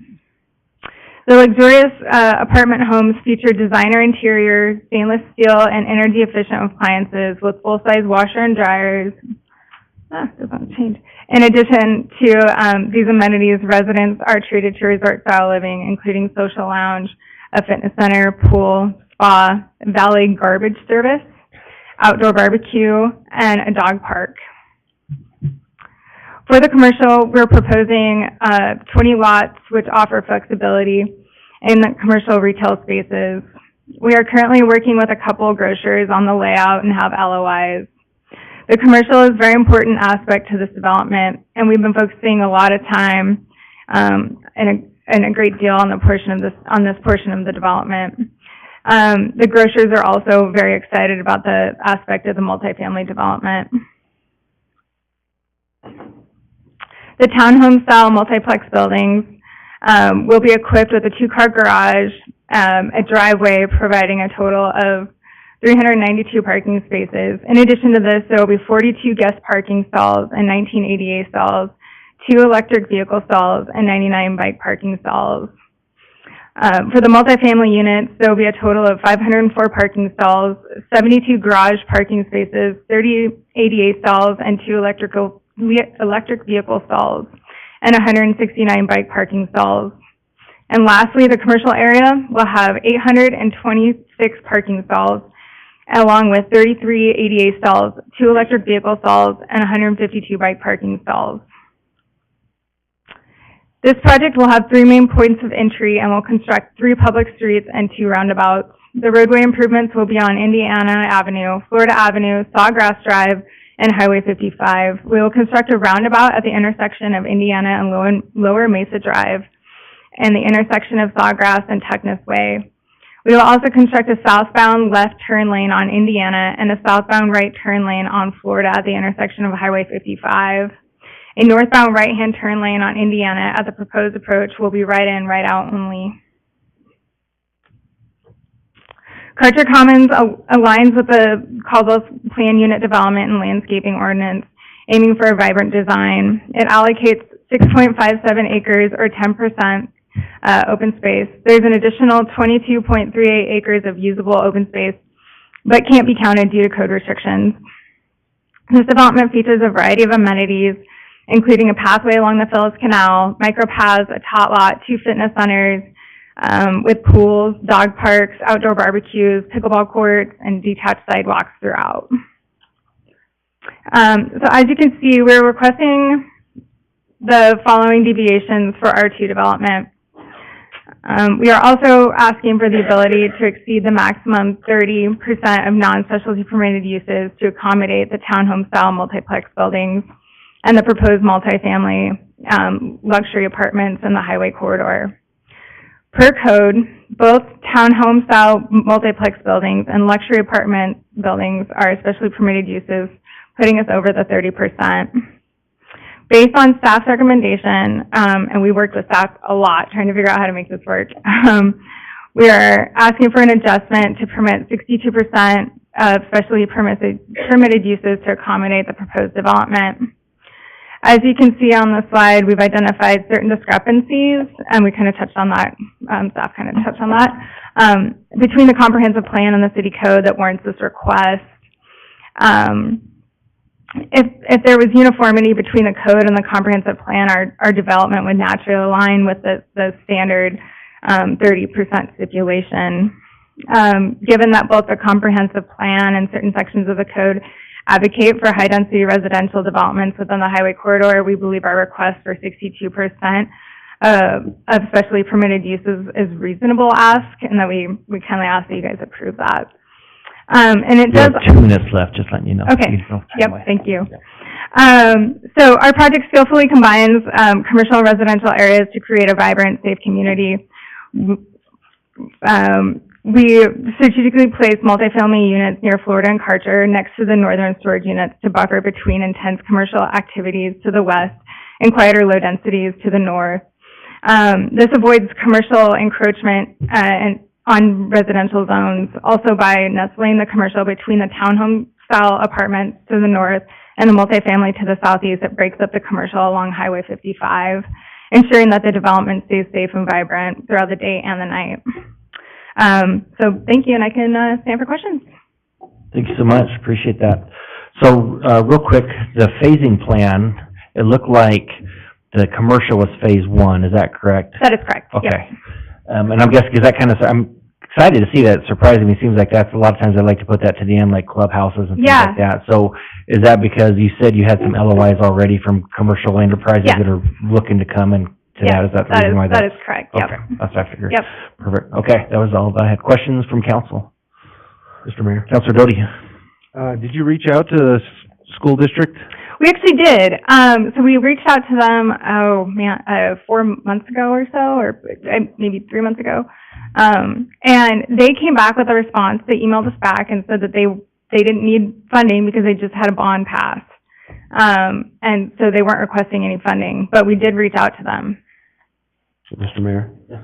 But now they've, this I guess will go to our staff. So now they reached out and said they need more schools after they responded to the developer?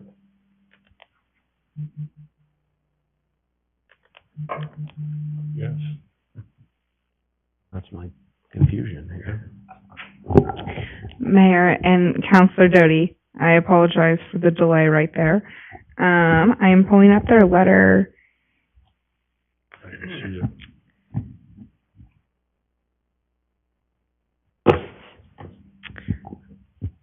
So, Valley View is essentially saying that they currently are at, they have capacity to accommodate new students, but long-term impact, would require them to bond for more schools, and that the growth with this development and others in the area, would potentially make that an issue, and then requests a donation of $1,000 per unit formalized by a donor agreement.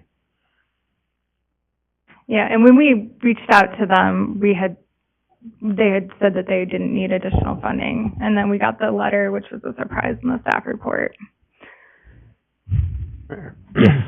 So have you considered the letter that they've sent now as they reevaluated that? Has the developer voluntarily, offered anything to, I guess, resolve that second letter that's come in? Not that it's required, I'm just trying to evaluate whether or not you've worked with them or have reconsidered that. Sure.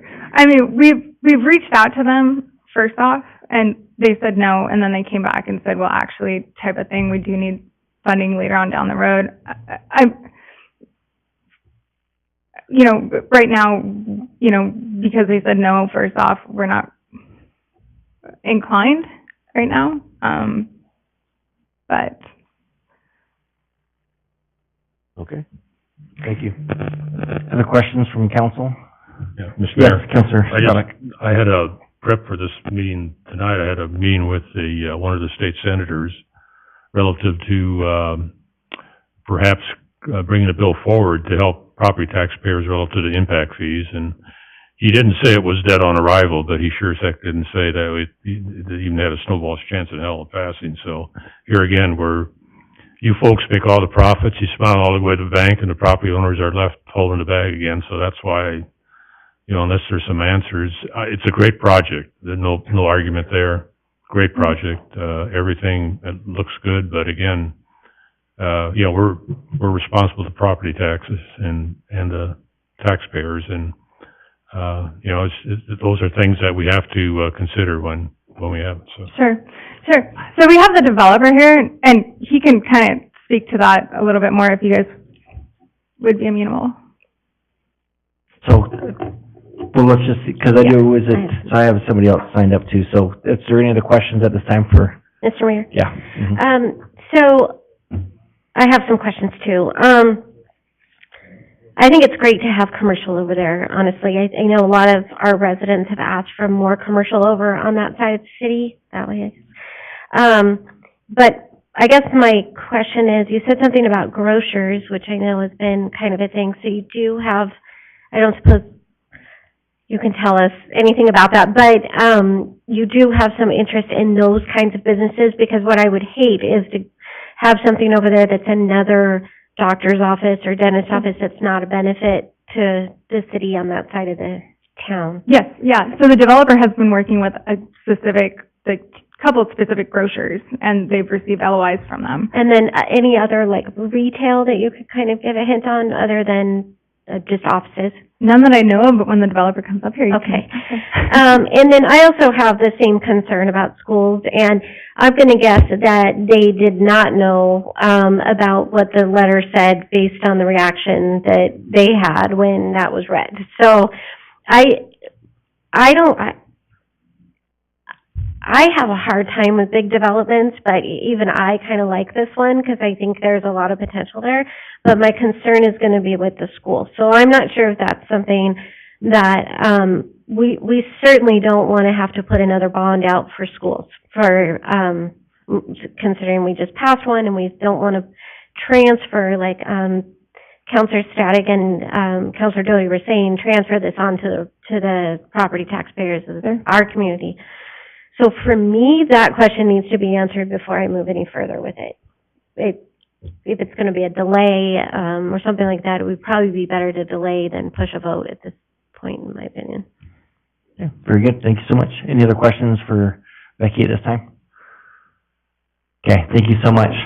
So we did have Zane signed up as a maybe to testify. Do you want to take a few minutes? Zane Craddock, 332 North Broadmoor Way, Nampa, Idaho. I'm the project engineer on this project. Just a couple comments that I wanted to talk about. Could we just bring up like the site plan? So as we looked at this project originally, where the commercial is currently zoned, it's along Florida, and as staff talked about with the widening of Karcher, they're getting rid of that through access there. So having that commercial on that corner didn't make a whole lot of sense anymore. That's the reason for the transition. The additional question about the traffic, we're implementing those two roundabouts to try and move traffic, because I know that if I lived in that area, I would be coming down Florida, and if I wanted to go left on Karcher, I'm going to kick out to Indiana. And so this gives them a way to get to Indiana without having to go out on Karcher and then make a U-turn. So those are two of the big things that we took into account.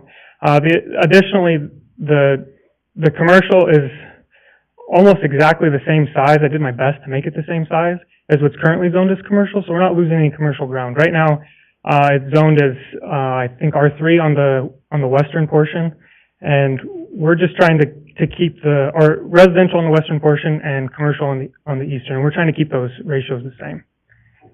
That's kind of what I have.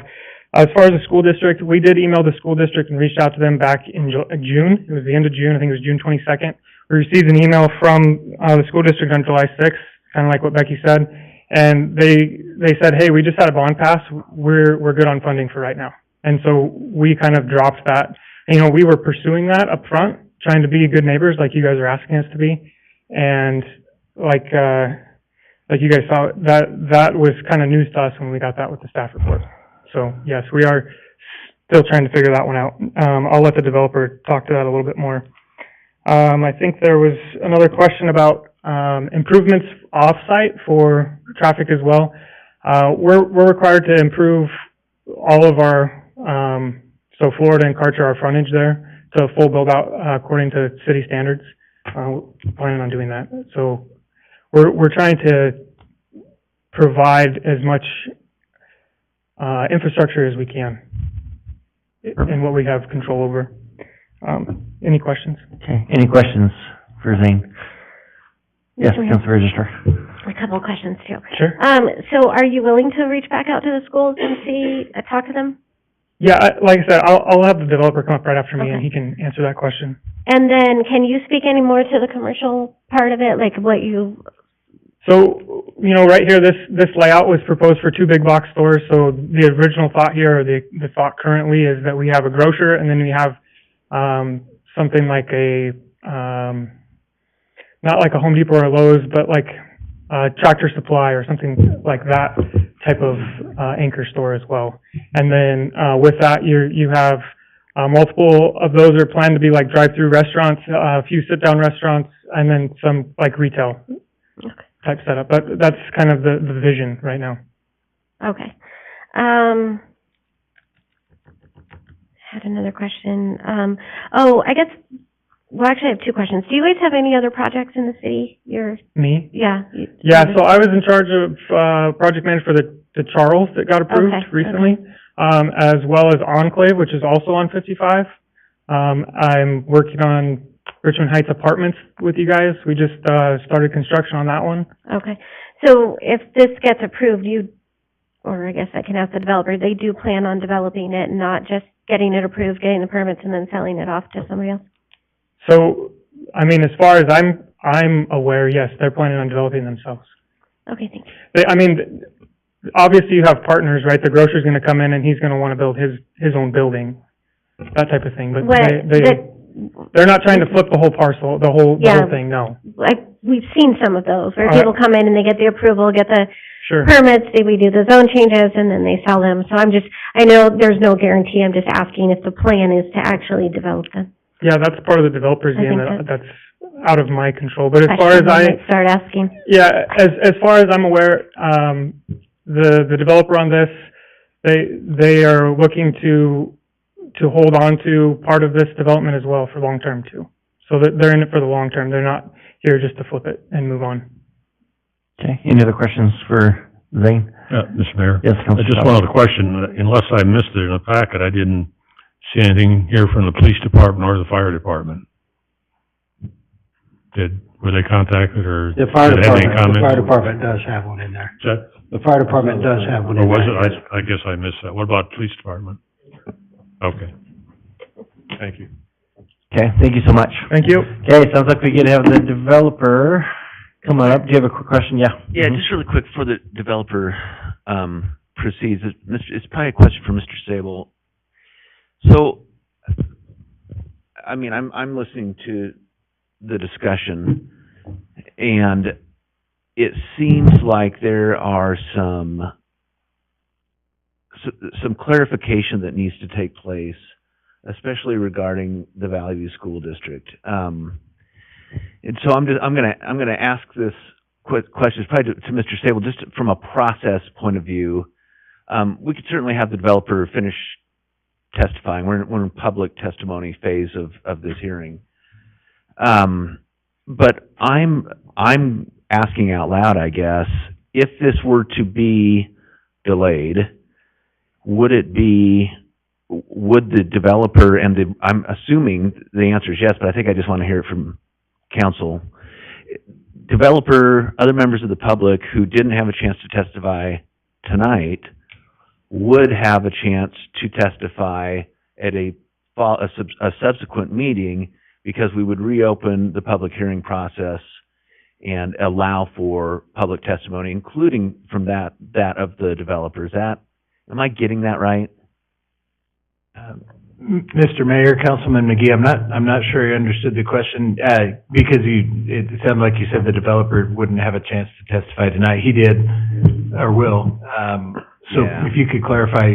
Thank you. Yeah, that's a good question. I didn't make it very clear. If the council were to decide at this moment, right now, that we wanted to extend the time period, that we wanted to continue this hearing on another evening, right, at another city council meeting, I just want to make sure that people from the public side, I think there were people who signed up to testify, I could be mistaken, have that ability to testify at a subsequent meeting where the public hearing process was opened again, and they would still have an opportunity to do that. Is that right?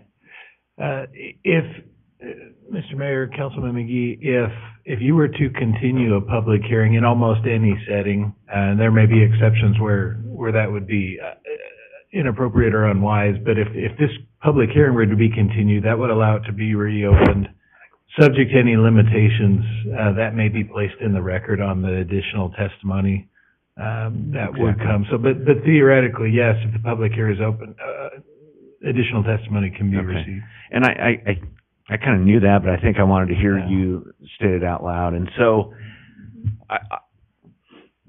Mr. Mayor and council members, I'll just say from my perspective, sitting here, voting up or down on this right now seems a premature. I mean, Councilman Register and Councilman Stoddard have brought up this several issues, and I'm confused, frankly, now, about exactly where the Valley View School District has landed. And,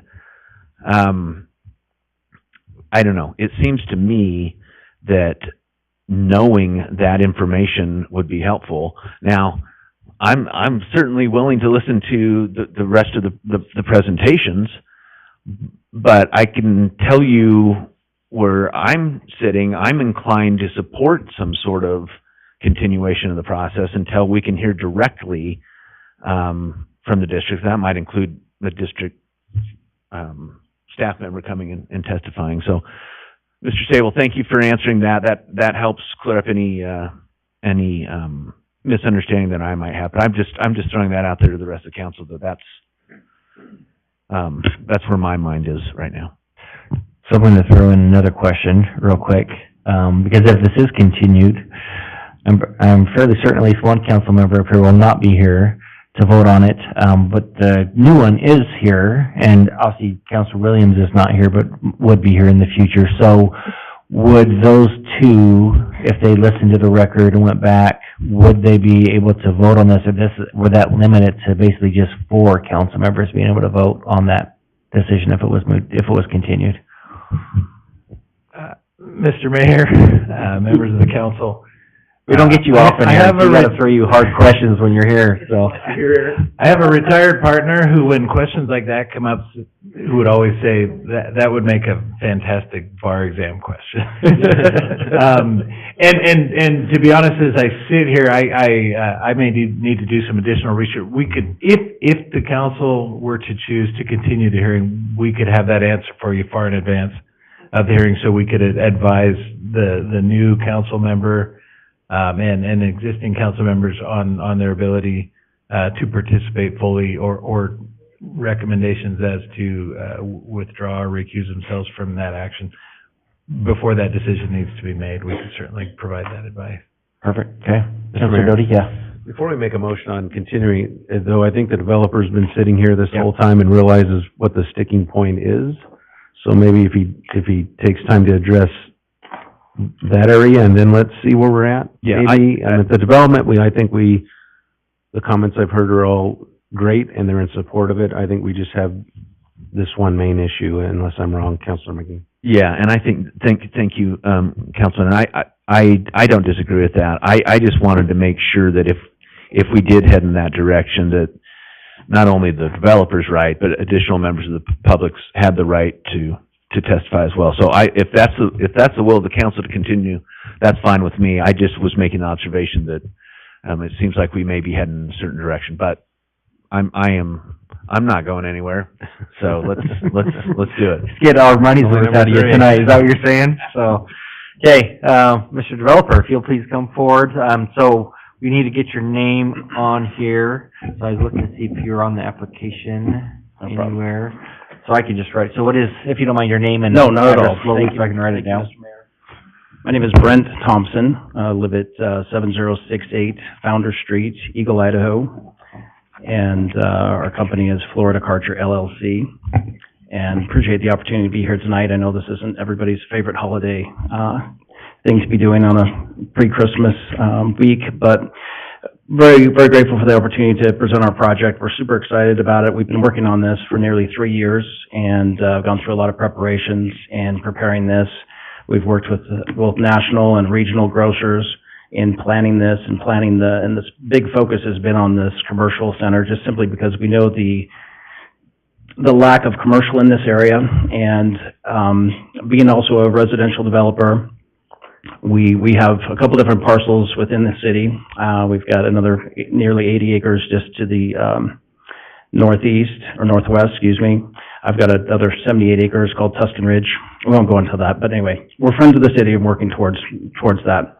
I do want to address the most critical issue that's come up, and I appreciate the need for perhaps more dialogue. We have, however, noticed the property. I believe we've done everything we can to legally follow the process in getting our hearing here today. And one of the things I just wanted to share with you, which I think is very important for this context, we reached out, and if you'll give me just the liberty to share this brief email, we reached out And, apologize. This is my partner, Troy, had reached out on June 22nd, 2023. Said, Joseph, my name is Troy Dana, and I'm developing 63 acres at the corner of Karcher Avenue between Florida and Indiana. I wanted to reach out to you, and I hope this just shows the context how we've reached out. I wanted to reach out to you in the school district to let you know and would like to find some time to discuss the development with you and see what the challenges may be ahead and how those challenges may be met with the number of households and potential students.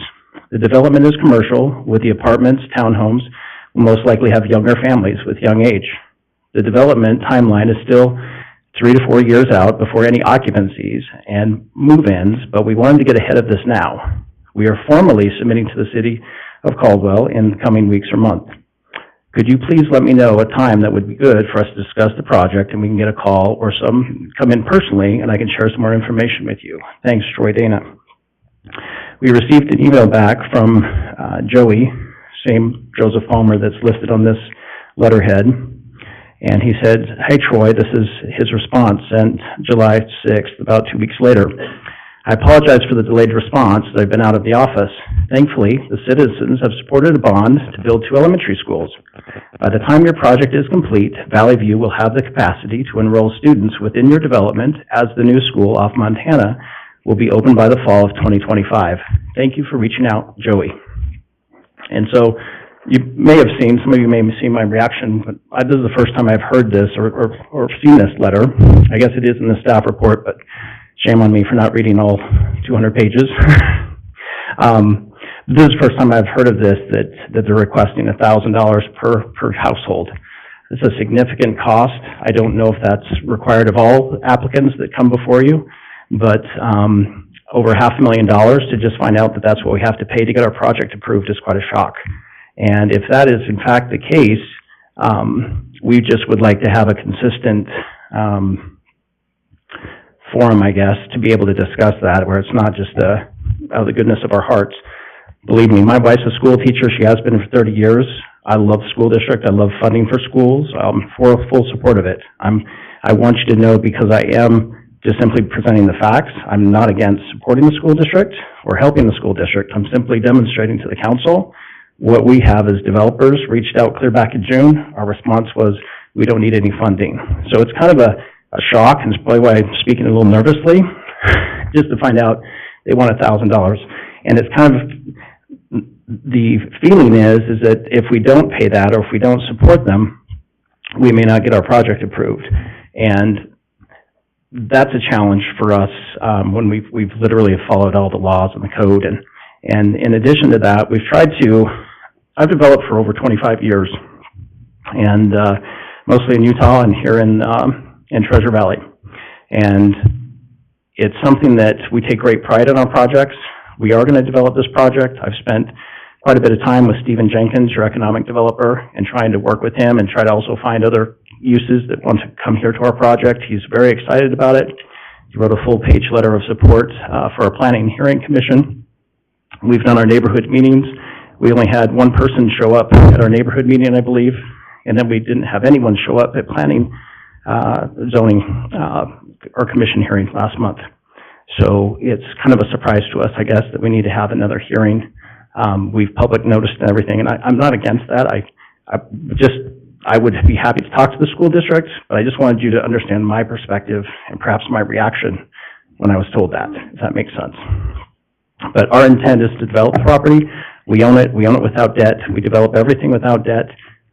We have the capacity to pull this project off, and we're ready. Construction drawings are already starting to get prepared. As soon as we get an approval, we're ready to go. So, I'm sorry to be nervous. I'm not like that, but this is like kind of rocked my world a little bit. I can imagine. So did you have a follow-up question? Yeah, Mr. Mayor, thank you. And Mr. Thompson, to me, this is exactly why we need to really think about this. You are clearly, I mean, I can tell by your body language and the way you're speaking, this is clearly a surprise to you. This is clearly not what you expected, and this dramatically changes the potential investment. We don't even, I mean, based on the letter, I don't think it's very fair to ask you, so Are you gonna agree to that? I mean, that's not, and I don't think that that's our role. I don't think that we should be doing that. And so it's unfortunately, it's created a very awkward situation. Well, may I ask a question, if I may? I would, my old Senate days, yes, yield to a question. I'm unfamiliar with the city, direction in regards to the school district. And, we passed another project called Soterra, which we're gonna be developing very shortly here, which is on 205 West U-Stick. And, as I came before the council again, I believe it was, Councilmember Static, I should say that correctly? Static, I apologize, that's why I asked. Had asked about the school district, and that's why I made it a priority that we reach out early. And it was, to my surprise and delight that he responded the way he did.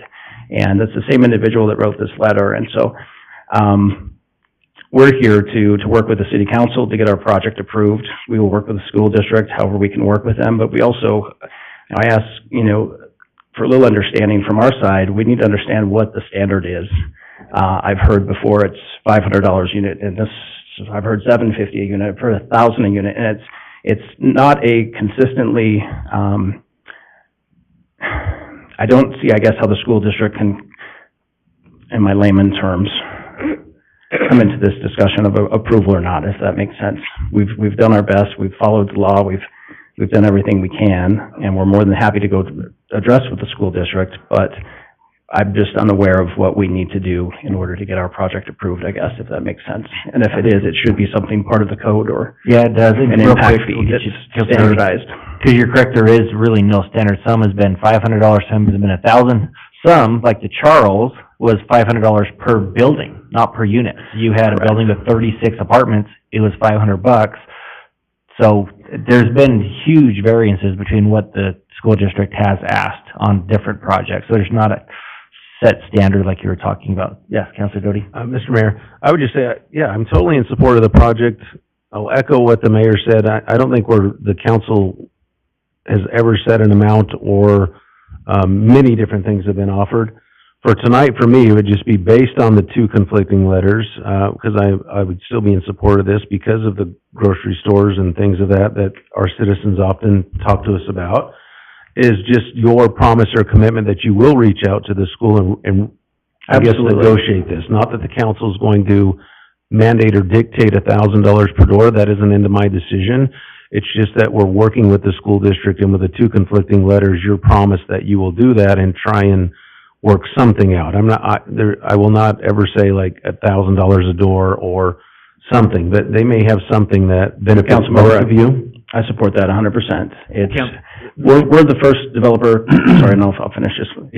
We're the first developer when I developed properties to the north of Albertsons and Star on Highway 44. We developed that, I sold that off to Richmond American Homes for the homes portion, but we were one of the first developers that ITD had come to kind of do an end around, if I can say that, where we had to pay the city an impact fee of a certain amount, which was about $780,000, which again was another shock to us, that then got somehow funneled back into ITD when it widened the road and so forth.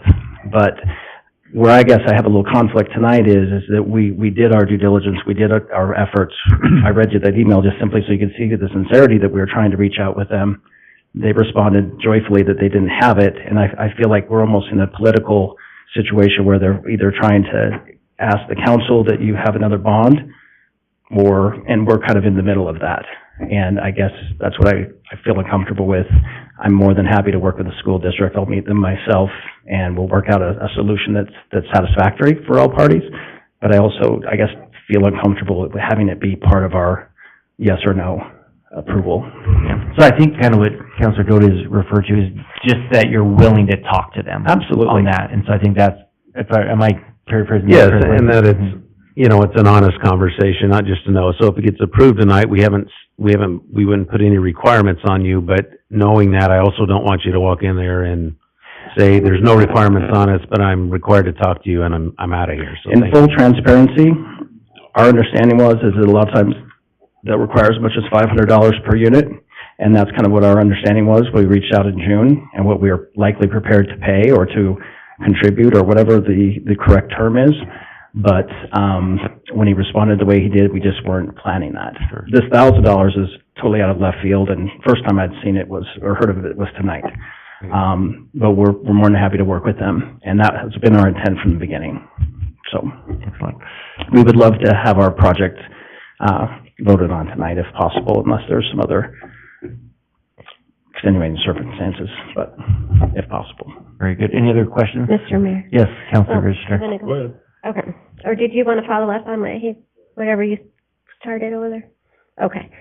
First, I just want to make it clear, it's not the council or the city that asks for any donations. This was something that the school district came up with, so it's not a bearing on our decisions. But we do have a responsibility to the community to make sure that we're not burdening them in some way that is going to hurt them, either by the amount of people, by traffic, by property taxes, bonds, whatever it is. So the reason why I'm going to suggest that we continue it is simply to make sure, because I feel like it's been unfair to you as well to get two different letters, because as you said, you had one letter that said that there wasn't a need for anything, right? And now there went from nothing to, oh, well, we have this huge need. So what it does for me, regardless of the money, is it's concerning to me about now the need, right? Like, so what I want to know from the school district is if we put this in with whatever other developments we have going on, then how many schools are we talking about that they're going to want to try to bond for? You know, I want to be clear. So it's not that I'm against the project, which is surprising coming from me, right? Because usually I don't like those big projects, but I do like the commercial part of it. I do like the grocery part of it. I like the restaurants. I like all of that stuff going on down there, and that it works hand in hand with the Charles project. But I do think it's important to go on record with somebody from the school talking about the need, just so we can make an informed decision. It doesn't mean you should be pressured or pushed into doing anything, because that's not what the decision's made on. But I'm nervous about approving a very large project and then not being able to provide for our community later. And I think that's the kind of thing that we need to be thinking about and talking about. So that's where I kind of stand with it. Okay. Any other, yes, Councilor Yes, Mr. Stoddard. Mayor. I just want to let you know, I think that Mr. Palmer dropped the ball on this thing. There's no doubt about it. And if it's permissible, could you send me or email me that conversation you had that you have on your cell phone? Would that be? I would assume so. We can My reach out to address him, in but the city, just look it up, you'll see it. And the other thing, and Mr. Sable can probably correct me if I'm wrong, but by law, we can't demand, and neither can the school district demand, any monies towards any doors or buildings or anything else relative to impact fees. Am I correct on that? At least that's what I know about it. Mr. Mayor, Councilman Stoddard, to answer well, maybe you didn't ask this question, but in terms of sending anything directly to the council member, I would advise against that. This is a quasi-judicial proceeding. It could be sent to the staff who could provide it to the council if this meeting were to be continued down the road. Your second question with respect, if you could repeat that for me. Well, by law, we cannot demand from the builder nor can the school district any impact fees, period. We have an impact fee ordinance that provides those situations and those purposes where impact fees are appropriate. The city council could not levy an additional impact fee on this development, nor could the school district. This is a public hearing process. It requires prior notification to a number of governmental entities, like the school district, who are allowed an opportunity to provide comment. In this case, those comments were inconsistent. That creates the confusion that you're discussing right now. But that process is intended to seek input. You are given the monumental task as a group to bring in all of the input that you received and make a decision that affects other people as well. So okay, but other than I understand the legal part of him sending me the email, which I disagree with totally, but because it prevents solutions to me. But you don't have any problem with me calling Mr. Palmer, do you? Mr. Mayor, Councilman Stoddard, it's not that.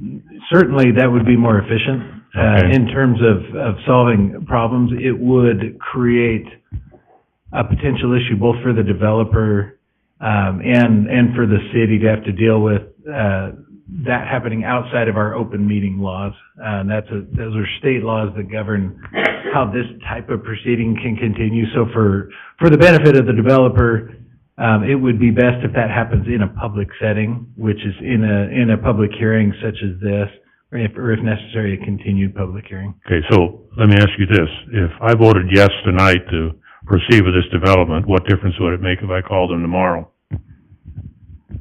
Mr. Mayor, Councilman Static, the only difference is that this potentially could be appealed for a certain period and could come back before this body in additional proceeding. What avenue would that be? I mean, why would it come back if we approved it tonight? If this went before a court, it was reversed for some purpose and remanded, in a sense, sent back to the city council for additional proceedings, either to reconsider a decision that the court felt was incomplete or incorrect. It could come back before you. The possibility of that happening is available until that period is passed. So typically, the advice would be avoid making that kind of contact until after that appeals period. When's the appeals period up? Mr. Mayor, you probably know the answer to that question better off the top. So, I believe it's either 14 days or 28 days on that. And I think, in regards to that email, our wonderful clerk said actually we should include that as part of the exhibit. So we would ask you to send that to staff, and then that will disseminate to myself and the council, so that way Councilor Stoddard can get that tomorrow when you send that in. And I think, if you, you're more than welcome, I think, to call Joey at any time. I think the obviously you're an elected official, so you can do what you want, but the council just maybe not to specifically mention what this is. You can mention why you're I'm thinking you're upset about the way that happened, what it is, but not go into the details of the case or things of that nature, I think would be totally fine and appropriate. Okay, but I think legal can see why some of those laws that you folks put towards us really prevent solutions, they really do.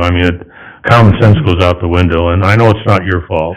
But I don't, regarding what Mr. Doty said, I don't see why we need to continue this. I think, again, the situation we have here, which was unbeknown to us before we met and before your testimony, is, I don't have any problem with it, so that's all I have, Mr. Mayor. Mr. Mayor, I have a couple more questions. Yeah. So one for you. If we vote on this tonight and it gets approved, then Councilor Static. Yes, ma'am. Static. Never gonna say it right. Can call whoever he wants, right? The issue is if it gets continued and the public hearing is still open? Mr. Mayor, Councilman Register, Councilmember Register. I don't care. Whatever. If this were to be continued, I would strongly advise against anyone contacting anyone who's provided testimony, whether it be by letter or in person. But if it gets approved, then can he call them and express his concerns about whatever he wants? Yes. To the mayor's response, he would be free to do that. As a legal advisor, I point out only that this matter could potentially come back, and if it did, that could be stated on the record that you had this contact, that it might affect okay. And then, can, just quickly for staff, they got a letter on July 6th, or an email back on July 6th with their first response, and then their second response came after this was noticed? Is that correct? Mayor and Councilor Register, yes, it was dated in October. So they had a chance to be here in person if they wanted to be? Okay. So back to another question for you. Back to the commercial part of this. So I'm very interested in the commercial part of this because I think it's so needed. My concern always comes from the fact that we can't really build that in, right? We can't say, well, you have to have a grocery store, you have to have this. So can we talk a little bit about what that looks like? Because absolutely. I don't want to end up with 20 doctor's offices over there and wasting that space when we could be using something else. Yeah. So can we just touch on that a little bit? Yeah, we've been in discussions with a very large national grocer actually two, and then one large regional that very much wants to be here. I think any of them would be a great fit for the city of Caldwell. And what we're focused on is quality. I understand your comment about the dentist's office and so forth, because nothing against dentists, but there are a lot of those. We're looking to bring in services that the community needs, and that, again, I mentioned we have an 80-acre development just a mile to the south. My partner has a 78-acre development just barely to the northwest, and we've got our Sortera project that's 40 acres to the north on Ustick. We need these services for the people that we are developing properties for. We're looking to have a grocer, and part of the reason why I would like to have it voted on tonight is simply because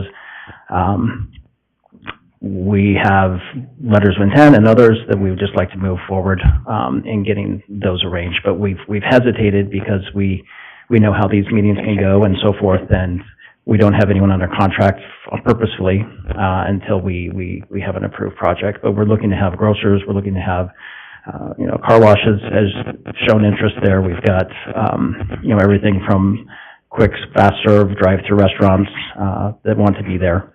In and out? I'm just kidding. Well, I don't think, and honestly, after seeing what's happening, I don't think we want in and out. What's that? Say that again? After I've seen the news, I don't know if we want in and out right there. Traffic. Oh, but I know. Well, maybe in a few years, but okay. That's right. So I've been working with Stephen Jenkins. Right. I've met with him several times out at the airport, and I guess my very next interested in question finding- is what is your time frame to get that commercial first locked in? Like, how close are you to kind of locking some stuff in and then actually implementing it? And Wonderful question. We actually, as soon as we have approval, hopefully, we will actually sign a contract with Ardura to start construction drawings immediately. We've already have a foundation. Everything's already kind of been designed and laid out purposefully.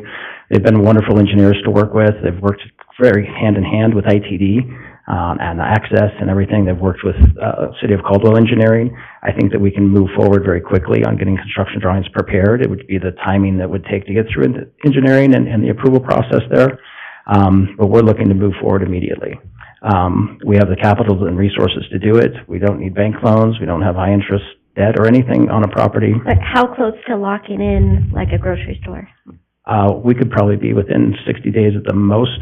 Okay. It just takes a long time to go through contracts, mostly on their end, because they're tough to I guess deal with. because I don't want to get into something where we feel like it's going to happen and then maybe they back out and then you guys are needing to put something in there and then we have another dentist office. There's a similar project that was approved nearby that, the other applicant didn't own the property and so forth, and that's a challenge.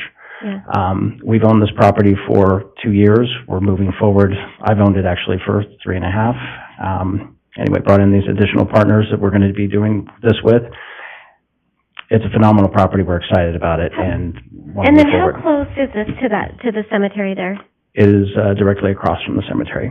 Okay, so I just also want to make sure that spot and that place is respected and honored, and that there's not going to be problems with having commercial across the street and having then that cemetery be in some way. Sure, it will just I don't know how simply be you would what do that, what but you associate with any other shopping center. I can't say we can Yeah. control. It would just be everyone's experience. I at a guess I shopping wanted to center, make sure that you weren't right next to it. I was having trouble figuring out what side of the street you were on, so you're not right next to it. No, the ITD Highway 55 will be, I think, a 7-lane plus all the buffers and setbacks we have from that. We're significantly across from it. Okay. Okay. Well, I Are just we- wanted to say that, after speaking to you, I still have some issues with the school thing, but I'm listening to what Counselor Static and Counselor Doty are talking about with, kind of they dropped the ball and they sort of had their chance to be here. I still feel like this delay, but not as much as I did when we first started talking about it. So I appreciate you coming up and talking, and I appreciate you putting a grocery store in there, or in and out. If I just may have a statement. In-N-Out would be awesome. Chick-fil-A would be awesome. The biggest concern that, in talking with Mr. Jenkins, is just the leakage that the city of Caldwell experiences and everybody going to shop in Nampa and so forth.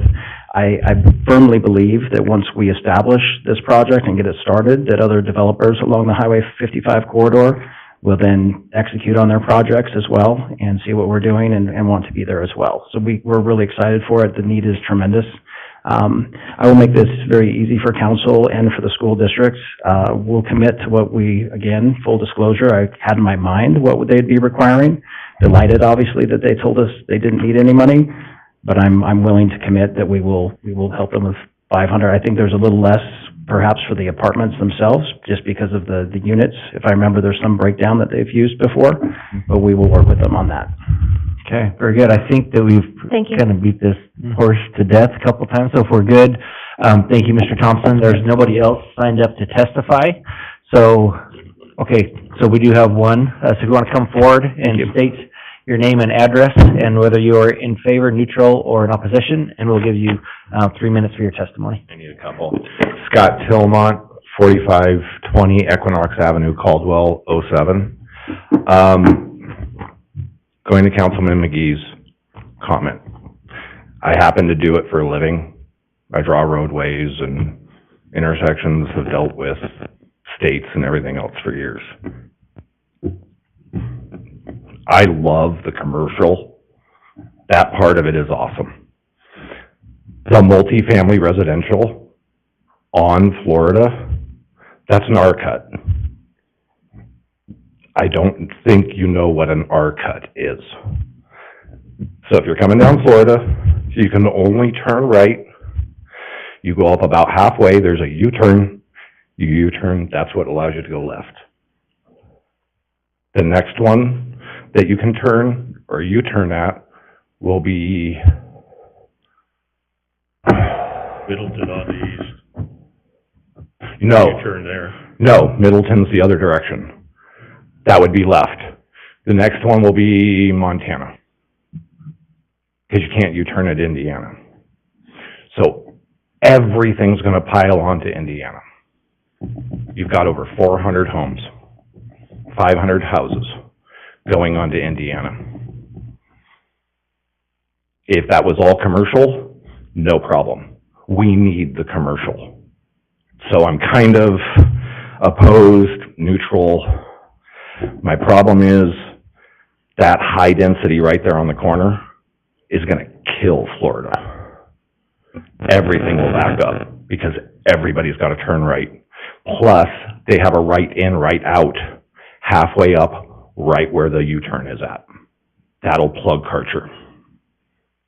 So you're bottlenecking everything right there.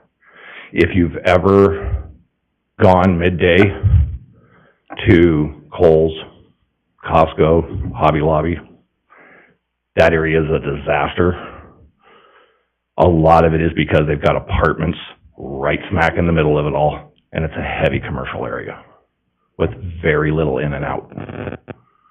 Not the burger joint. It's just a concern I have because I live on Florida. I'm at Four Seasons. We're off Florida and U-Stick. I know it's a feeder, and I don't mean to put down your engineers, but that is actually kind of a major road. ITD worked a lot to try to see if they could put a light in there. It just didn't work because of the way they were R-cutting everything. So, just a concern to think about. I don't dig the multifamily because that's the doors, just the number of people coming in and out and traffic is going to make that entire intersection a zoo. Plus you have further up north on Florida, you have more multifamily R2 coming in, plus you've already approved a bunch of R1 up that road. You're just adding more chaos to it. So. Perfect timing. So, any questions for Mr. So would you, under neutral or in opposition? Like I said, I'm kind of halfway between both. Okay. It's only one section of the rezone that I'm not big on, which is the multifamily and the Can I just? Yeah, you have a question? So I agree with you. I'm sure you know this. I agree with you about the multifamily. It's difficult at best, but I also think that this is one of those projects where we're kind of, like, I feel sort of the same way you do. I'm kind of on both sides of it. But I think it's one of these projects where you're sort of weighing in all the positives that are being brought to it, which is all that commercial, and how do we ask a developer to bring commercial without making their own profit, right? Like bringing in their, Which is all the R2 that's to the north. their multifamilies or whatever it is, you know what I mean? Like if we come back and say, well, we want the commercial, but we're gonna make you do X, Y, and Z with the homes, we might lose that. So this is one of those projects where, for me, I'm more in support of, even though I don't really like the back part of it. For the benefit. Like I said, I'm just bringing it up because Councilor McGee had mentioned he wasn't sure on our cuts. Just to understand that literally everything will be going west past Indiana in order to get back around. You will be backing up that U-turn like mad. Okay. Any other questions? So. Okay, so we will allow the applicant to come up for rebuttal. So whoever you'd like to come up.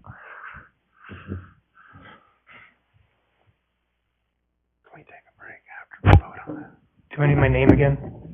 Yeah, if you don't mind, just real quick. Zane Craddock, 332 North Broadmoor Way. That's the big reason we did roundabouts. So when we did our TIS and we were looking at all the traffic and the way that ITD is going to be directing traffic, we wanted to make sure that we were doing the minimal impact. And if we were to do a signal there or we were to do a stop sign there, we would have a lot of traffic backup. That's why we're proposing those two roundabouts. The middle intersection is going to be favored to go as a through street to the left. Does that make sense? If you can get a diagram up. So we're not directing people north. So north of the center roundabout there's that four-way intersection. That's going to be, favoring people to make the left to go to the second roundabout. So as you come from Sawgrass, you're coming through. And the reason for that is traffic flow. Just like he was stating, we are going to be putting a lot more traffic out there in Indiana. This allows more traffic to get through, smoother, less backups. That's the whole intent. We're doing our best with what we have to make sure that works. Excellent. Thanks so much. Any questions? Just a quick Yes, question. Councilor Rogan. Just in your estimation, at full occupancy, what would be the population of this development? That's a good question. So I know that the apartments, they're geared to more empty nesters or young couples, the luxury type style apartments. They're going to be more two-bedroom apartments, not as many three-bedroom apartments, one and two-bedroom studios, things like that. In fact, I don't think there's any three-bedroom option right now is what they're looking at. So your families would be more in the multiplex buildings. There's 196 of those. If you're talking traffic, then, you've got your trips per day per building. It's not really based on total population. So if there's three to, say, a set, that's 600 people, roughly. Does that answer your question? You get close enough, at least? 100 for those, plus those. Thank you. Okay. Any other questions? Okay, thank you so much. So that concludes all the testimony. So I would stand for a motion to close public testimony. So moved. Second. So a motion from Councilor Doty and a second from Councilor Stott to close public testimony portion of this hearing. All those in favor say aye. Aye. Any opposed? That motion passes. So with that does move us into council discussion. Any motions, questions for staff as well? Mr. Mayor, I'm ready to make a motion. Okay, Councilor Doty. Based upon the testimony and evidence in the record in this matter, and upon the findings of fact and conclusions of law, I move that sub 2319 for subdivision plat for 3MS subdivision be approved. Okay, so we have a motion from Councilor Doty, a second from Councilor McGee for approval of the request with the conditions as outlined by the staff, I'm guessing. Correct? I might have missed that in my little cheat sheet. I don't think it was, Sure. It might not have been on there. Okay, with the conditions as outlined. Okay, discussion on that motion? Mr. Mayor. Yes, Councilor. I've taken up more speaking time tonight than I was intending, and so I apologize to my colleagues. I'm not usually this verbose, but I want to point out a couple of things. One, I like the fact that the council had this discussion. I thought it was very positive and engaging discussion. I appreciate the intelligence of the discussion because there's some legitimate concerns. A few months ago, Mayor, maybe it was, I lose track of time, maybe it was a year ago, but the mayor did a great thing by deciding to hold some public meetings at different locations. And Mayor, I think you've gone around the city now and done probably 5 or 6 of them, maybe. One of the first ones was at my subdivision, where I live, which is Sienna Hills, which is near where this development will take place. What I take a lot of pride in talking to people and having my ear to the ground and listening to constituents, and I was shocked, Mayor, and surprised by how many people came up to me, and probably you as well, at that meeting and said, I want a grocery store nearby.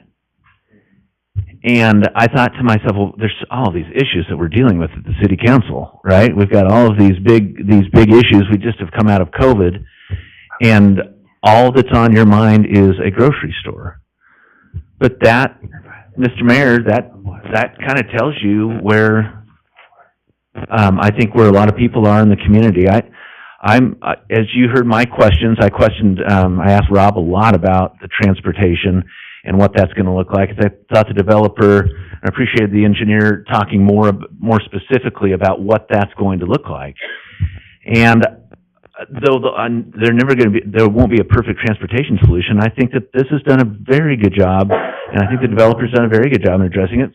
Frankly, City Code does a good job of addressing the fact that Indiana has to be improved, I believe, if you do that. So, what I have heard from the people that I live with is we really need a grocery store in this area. I believe that this project is the best chance to do that. There are some complicating factors. This may be the weirdest hearing I've been in 4 years. I'm just really surprised by some of the discussion. But Mayor, I'm going to support this project because I think it's the best project for that space. I think it's a great project for our community, as Steve Jenkins pointed out in his letter. This really moves our community forward in a lot of ways, and so I'm going to support it. Yeah.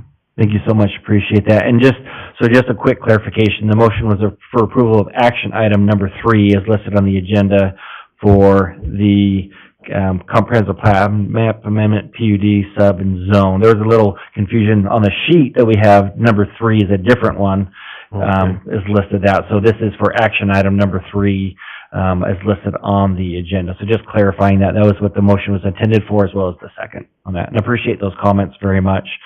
Any other discussion on the motion? Okay, so with that, looks like we're getting our TV back up and going, and we will move into a voting. And so again, this is for approval of, the motion is for approval of action item number 3 in regards to case number CPM 23-9, PUD 23-3, SUB 23-26, and zone 23-8. So we don't have that. So we're going to actually go to Debbie, to our backup. And so if you could do a roll call, please. Doty? Yes. Dottie? Yes. Register? Yes. McGee? Yes. Allgood? Yes. Okay, so that motion does pass unanimously from all the council members that are present. So with that, it's time for a motion to close this public hearing item. So moved. So that's a motion from Councilor Stoddard, a second from Councilor Allgood. All those in favor, say aye. Aye. And that motion passes. And that moves us into number 4, which is a housekeeping item for the rezone request. This is for a bill number 35, ordinance number 3529, with a request to approve the summary for publication. Do we have a sponsor for this bill and ordinance? Mr. Mayor, I would do it, except what number is that on this list? Is it 3? 2. So we're going backwards a little bit? Okay. Mr. Mayor. Councilor Doty. I'll make a motion to approve bill number 35, ordinance number 3529, case number 23-8, with a request to move for its passage and approve the summary for publication. Do we have a second? Second. So a motion from Councilor Doty and second from Councilor Stoddard for passage of bill number 35, ordinance number 3529, and approving the summary for publication. Do we have to do a roll call vote on this? Yep. Okay, Madam Clerk? Doty? Yes. Dottie? Yes. Register? Yes. McGee? Allgood? Yes. Okay, so that motion passes. So that finalizes that. So before we move into action item number 5, we are going to take a 10-minute recess at this time, and we'll be back. I didn't forget you. Maybe we should have these match up. I know, I can see exactly what you're saying, because it's 3 here, and then it goes through there. Well, it's number, so this is number 1, 2, 3, but on here, it's actually item number 3. Yeah, she just doing it by Cambridge, put together by Morgan. Wish, but we'll go ahead to 5. So really, we jumped ahead. Yep. So action item number 5, quasi judicial case number SUB 2319. This is a request by Levin and Associates on behalf of Silvestre Castaneda. This is for approval of a preliminary plat request. So this is Katie as well. So I'll turn it over to you, Ms. Wright. Thank you, Mayor and Council. Unfortunately, this one is going to have to be visualless on the screen, so you guys are going to have to flip through all your pages. I'll try my best to explain. Katie Wright, Associate Planner, 621 Cleveland Boulevard. Before you is application SUB 2319 for 3Ms, a multiplex subdivision. This went before the hearing examiner on September 13th. And SUP 23-8 was approved to allow for 35-foot tall multiplex buildings in the traditional neighborhood zone. You've been provided one late exhibit, which is an updated landscape plan. The project location is a 4.04 acre parcel located northeast of Elgin Street and just east of 11th Avenue. It's right across from the school over there.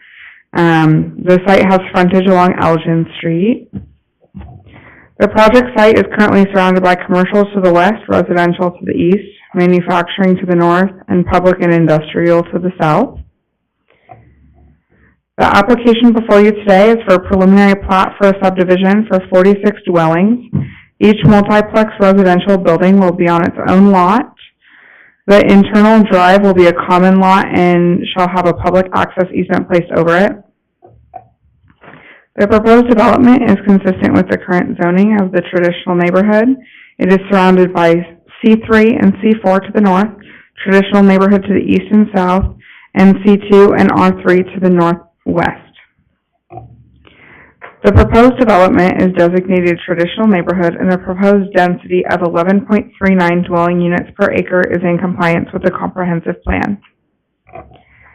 The proposed development project has been analyzed for compliance with city codes and policies, and staff finds the proposed development is in compliance with all parking and landscaping requirements, all bulk standards for lot size, setbacks, frontage, and height of buildings, adequate site access, utilities, and services to serve the site, and the proposed development is in compliance with all zoning and subdivision ordinances. Public agencies were notified and asked to provide comments. The only agencies that had concerns were Caldwell Irrigation Lateral District and Canning County. Caldwell Irrigation Lateral District has mentioned this property does not have water rights at the time and must contact Pioneer Irrigation to obtain these. This has been conditioned to be done prior to construction drawing submittal. Canning County has informed the city that the landowner owes taxes for this property that needs to be paid prior to final plat. And then we received no public comments at this time. The following are site-specific conditions. The one I'm about to read is, again, one that staff recommends be stricken due to the updated plan in front of you, as the late exhibit meets this requirement. But it once read, the applicant shall provide an updated landscaping plan to show the required pathways and landscaping based on Caldwell City Code 100711 prior to being heard by City Council.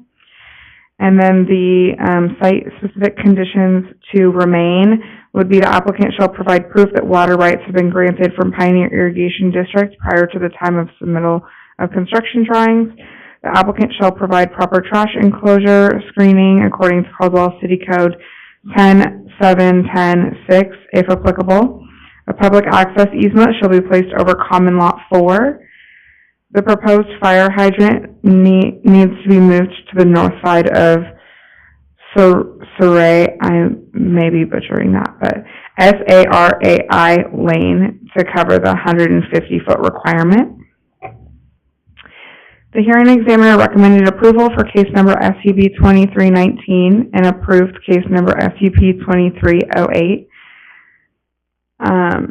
Subject to the conditions as specified in the findings of facts, conclusions of law, and order of decision. Staff recommends that if council approves the request, that such request is subject to the conditions as specified in the findings of facts, conclusions of law, and order of decision. And I stand for questions. Thank you so much. Appreciate that. Any questions for staff at this time? Mr. Mayor? Yes, Councilor Ogden. Katie, I don't know if there's anything that can be done or whatever, but the company just to the north of this project, is kind of a seasonal company, but when they're going, it's crazy, it's loud. Are there any specific buffers that would help that? Or we have another one of these companies over on Painter, and in my days working with the police department, we would receive calls of the noise from neighbors in the area because they create quite a bit of noise when they're going. Is there anything we can do to help mitigate some of that? Has there been discussion? Yes, Mayor and Council, there was a discussion, and they are providing a buffer along the north. What is required right now is 15 feet, and they are meeting that 15-foot buffer that is in our differing land use code buffering section of the code. I don't know particularly if they, I know there's an existing fence, but I believe it's just a chain link. The applicant may be able to touch on that a little bit more, but I do know that has been something that we've brought to their attention. Yeah, and I don't know that there is anything we can do. I just, from experience, I know when those companies go during the season, they get pretty loud. So, yes. Thank you. Thank you. Any other questions from council for staff at this time? Okay, yeah, excellent. Thank you so much. Thank you. Appreciate that. Okay, so we do have two people signed up for this. There's nobody signed up in opposition or in neutral, so we have two people in favor. That is the applicant, Silvestre Castaneda, and Dan Lardy. Sorry if I said that wrong. So who would like to go first? Dan? Very good. So if you could just state your name and address real quick, and then you'll have up to 10 minutes for your testimony. Good evening, Mayor, council members. Dan Lardy, Levitt & Associates, 1324 First Street South, Nampa, 83651. Well, I can actually have a reason to be brief this time, other than just saying that I'll be brief. I don't have any exhibits, so if you look in your packet to address council members Allgood, his comment or his request or his comment about the buffer between the property to the north, the commercial business. We are proposing a pond along that side. I believe that pond actually increases pulls us back, our buildings back further away from that fence quite a ways. I think it's blue in your packet. Without an exhibit, I don't know. I'm going through my exhibits, but my slides don't help you because you don't have those in front of you. Here's the property, I don't see it. Let's see. Oh, okay, so they just didn't include it in the drawing, okay. Yeah. Mayor and Council, I believe that it should be shown on the late exhibit in the landscape plan. So L1, page L1 of your late exhibit. Which late exhibit? We've got several of them. There's 7 pages to that late exhibit. L10. It should say 3 on this side. Yeah, I think it's, can I borrow this? So, counselors, it'd be the one that looks like this. Right there. Old school. Yeah. Show and tell. So we did provide some buffering there. I know that Sylvester has had some conversation with the owner of that company, and I'll let him speak to what his conversations were with him. So again, it's an infill project, 46 units, 12 buildings, 11 fourplexes, 2 duplexes. Got on-site sewer. We'll extend the sewer. Again, I don't want to repeat all of Katie's staff report, but we're in agreement with the staff report as it stands with the conditions as noted. Otherwise, I'll stand for any other questions. Okay, very good. Any other questions? Yes, Counselor Hogan. I'm familiar with this piece of property, and I'm just very happy to see you doing this, Mr. Castaneda doing this, because this has been an area that's been blight and needs to be redone for a very long time. Is there any need to regain water rights to that place? Mayor, Councilman Allgood, so the water rights, we technically pump out of Pioneer's lateral right now. There's a lateral that runs across the north of that property.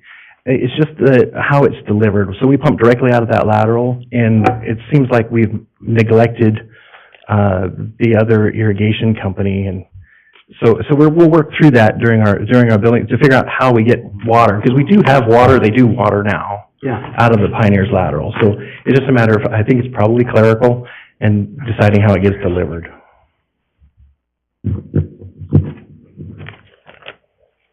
Any other questions from council at this time? So yeah, sorry, it's a little delayed where we're trying to look here and then there, and so. Well, I'm not very interesting, Mayor. Now that I'm looking, I know this property very well also from my planning days. So we had a lot of issues out there, so. Okay, excellent. Any other questions at this time? Okay, very good. Thank you so much. Mr. Castaneda, do you want to come forward providing testimony?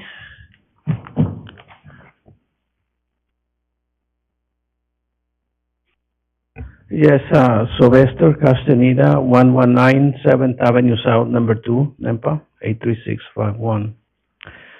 I am the owner of the property, and I will start with answering your questions here. I talked to the owner of that company there. Actually, I had a personal meeting in his office. He has no opposition. We talked about the buffer that we're doing between his business and the buildings and the landscape, the way we propose it to the staff report. And he's just so happy with. In fact, at one time, he talked about joining us in this property because he feels this area needs to have improvement. And I agree with you, and definitely I am all for it, because I think this property is screaming for help. And I think you're right. We need to do something, and when I say we, that means a team in order to get there. About the irrigation water, we have irrigation water from Pioneer. We have a pump and we have underground sprinklers in the entire property, and I pay every year that there is a fee there. So we have water rights. We just don't have them from the Caldwell. We have them from Pioneer. So there is irrigation there. There is a landscaping plan that had been taken care. I have seen the staff report, and I have seen the conditions. We agreed with those because anything that can be done to that property will be a profit for everyone. And I am glad that I am trying to improve that one. And I think if everything goes the way planned, yes, we'll do it. We'll get it done. And I appreciate all the help I can get. And if any questions, any further questions, I'm here to answer and cooperate as much as I can. Thank you so much. Appreciate it. Any questions from council for Mr. Castaneda? Okay. Sorry. Yeah. I thought you were talking to someone. Yes, I have a question, a quick question. So you are aware of the property to the north of there being obviously industrial and loud, and you're Absolutely. putting in residential homes and how that affects? Absolutely, yes. We should address that one in a special manner, even up to going to the owner and talk to him, having a meeting, a conversation back and forth. And he's all for it, and he just wants us to acknowledge that he's there, and we should acknowledge. He's there, he's our neighbor, he's going to stay, we are there to stay, we are there to get along and to cooperate with each other, yes. Right, and then so it is your intent to build here and not just get the permits and sell it? At this point, I want to tell you that 42 years ago, I came to America with $10 in my pocket. It was dark, it was not easy, it was difficult. But with all this time, I am proud to tell you that I had grown 7 daughters and 1 boy in America, and I am an American, and I'm planning here to stay. American engineering gives results. I'm here, I'm proud of it. I will keep them as much as I can, and if somebody wants to buy, then we can always talk in the free marketplace. Any other questions? Okay, very good. Thank you so much. Appreciate all you've done up there, so. Thank you. Okay. Okay, as I mentioned, that is all that is signed up to testify on this matter, so I'd ask for a motion to close public testimony. So moved. Motion from Counselor Stoddard with a second from Counselor Doty to close public testimony. All those in favor say aye. Aye. Any opposed? That motion passes. Okay, so that moves us into council deliberation. You can ask any questions of staff, discussion amongst yourself, and any motions as well. Counselor Doty. The light's on. And I believe I've got the right one now, right? Yes. So based upon the testimony and evidence record in this matter and upon the findings of facts and conclusions of law, I move that sub 23-19 for a subdivision plat for 3MS subdivision be approved. I think I've said this once before tonight on a different subdivision, but I think we're right on this one, are we not? Correct. Okay. So we have a motion for approval. Do we have a second? Second. So a motion from Counselor Doty and a second from Counselor Stoddard for approval of, again, this is action item number 5, case number HB 23-19. Any discussion on that motion? With that, we can just do a roll call, right? Yes, we can. Okay, so with that, all those in favor say aye. Oh, roll call. It's an order decision, so we usually do, Okay. yeah, a roll call. No, I was doing what she told me, so she led me astray. Okay. Roll call. Yes. Yes. Dottie? Yes. McGee? Alden? Yes. Register? Yes. Very good. Okay, so that motion passes. So that approves that request. So that has been approved. So motion to close that public hearing item. So moved. And a second? So motion from Counselor Stoddard, second from Counselor Register. All those in favor say aye. Aye. Any opposed? That motion passes. So now we are into action item number 6. I think that's why you're here, Sabrina. I've been trying to figure out why you guys are here, and I think this is the one. So, okay, action item number 6, case number ZOA 23-2. So this is a legislative matter. So this is for some zoning code amendments brought forward from our planning and zoning department for their recommendation on that. So, Mr. Dodson, it's all you. Thank you, Mr. Mayor. Council, I apologize. I did not have any written material because I was going to use the PowerPoint. So this is going to be straight off the dome shop, and we'll see how that goes. Here's some of it. Hopefully you guys read my staff report at least. That did have all the latest updates from the workshop that we had the night before P&Z and then following P&Z. So really there's 3 main components, which would be to establish a new public district, update our height regulations for the C4 district, and update the regulations for the pool barriers following that workshop that we had a few weeks ago. This did go to P&Z on November 22nd with the lovely Karcher Commons that we discussed for a bit. And P&Z recommended approval per those changes that we had discussed. So step 1, we created a public district. The point of that was because the comp plan talks about a public designation, but we do not have a corresponding public zone all these years. So we're proposing to have a public zone in order to accommodate what's already in the comp plan. It'll accommodate a number of public uses, et cetera. Therefore, it also led us to update the land use table to have those new uses as well as add a new column for that public district in general. It also made us subsequently update the height, lot line, and land use schedule. Oh, thank you so much. Katie for the win. had us update the height, lot line, and dimensional standard table basically for that new district as well, which will comply with all the other commercial districts, which is 0 across the board. Then had us look at a couple of the footnotes that were in there, just really clean up. Some of them look like they're standards, but they're really supposed to be footnotes, and some of the footnotes are actually standards, and it was just a mix-up, so we cleaned that up to make sure that's consistent and looks nice and clean. The new public district statement, for the record, is the purpose of the public district is to have a corresponding zone for the public and quasi-public land use categories in the comp plan. The intent of this zoning category is to allow for necessary civic uses in the community, such as schools, post office, public buildings such as federal, state, city, and county offices, parks and recreation facilities, public open space, public utility yards, and similar uses.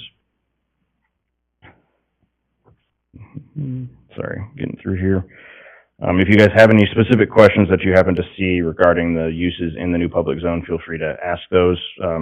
Only a few new uses were added, like public parking lot, public swimming pool, and skyway, skybridge, skywalk. Just things anticipated that could be utilized on a public site and between public sites. Nope, that's the same there. I guess you could say the most important footnote that was added was regarding the new district and then public uses in other districts. So it states, public land uses located in zoning districts other than the public district shall be permitted to utilize the same height, setback, and area requirements as the public zone. So just to make sure that the public use, because we are not retroactively going to properties like a few weeks ago we talked about a school that's in the R3, they don't have to comply with the R3, they can comply with the public zone district setbacks now. Further, there was some clarification required to 10.02.03 for the height, lot line, and lot dimension schedule. Again, just added in accordance with section 10.01.02.4 regarding the reduction of minimum setback. That was semi-unrelated, but made it very clear. The sign schedule was to update the max height limit for signs within the C4 district within the APO overlay regarding no longer 90 feet, it has to be 80 feet, and that is to be compliant with FAA regulations. Next, because of the public use being added, we went to the land use, the setbacks for the mixed use districts, where we want to add that same footnote that we had for the regular districts. We just have our districts separated in different sections of the code, so you had to update that section as well. But same point of allowing the public uses to utilize the public district setbacks. And then prior to, or following the workshop regarding the pool covers, we proposed code amendments to our section 10.02.04 as well, which basically just added the sentence, barriers shall be provided and regulated under the adopted building codes, regulating swimming pools and spas. We did find that the text amendments are consistent with the comp plan, if they make them much more compliant. It was obviously notified per code, and we did not receive any public agency comments and no public comments. Again, if council recommends, if approved, staff recommends that you make the motion to approve it per the findings. And I will stand for any questions that you guys have. Good. Thank you so much, Joe. Appreciate it. Any questions from council? Yes, Councilor Elgin. Joe, there's not much here for me to understand, but yes, sir. When we had the workshop and the gentleman was here enthusiastically arguing his point on the pool covers, is that what we're adopting, is what he was asking, the national standard he was asking us to adopt that? Is that what we're doing here? Yes, sir. The proposed code changes include that, yes. Okay. And it's basically, it just strikes the 6-foot tall fence requirement, which is in there now, and then proposes that barriers shall be per the building code and adopted swimming pool and spa code. It replaces he stated, I don't know whether it's accurate or not, but our city was different than most others, and so we're just coming into compliance with everything else. Correct, yeah, consistent with local as well as national standard with that. Thank you. Yes, sir.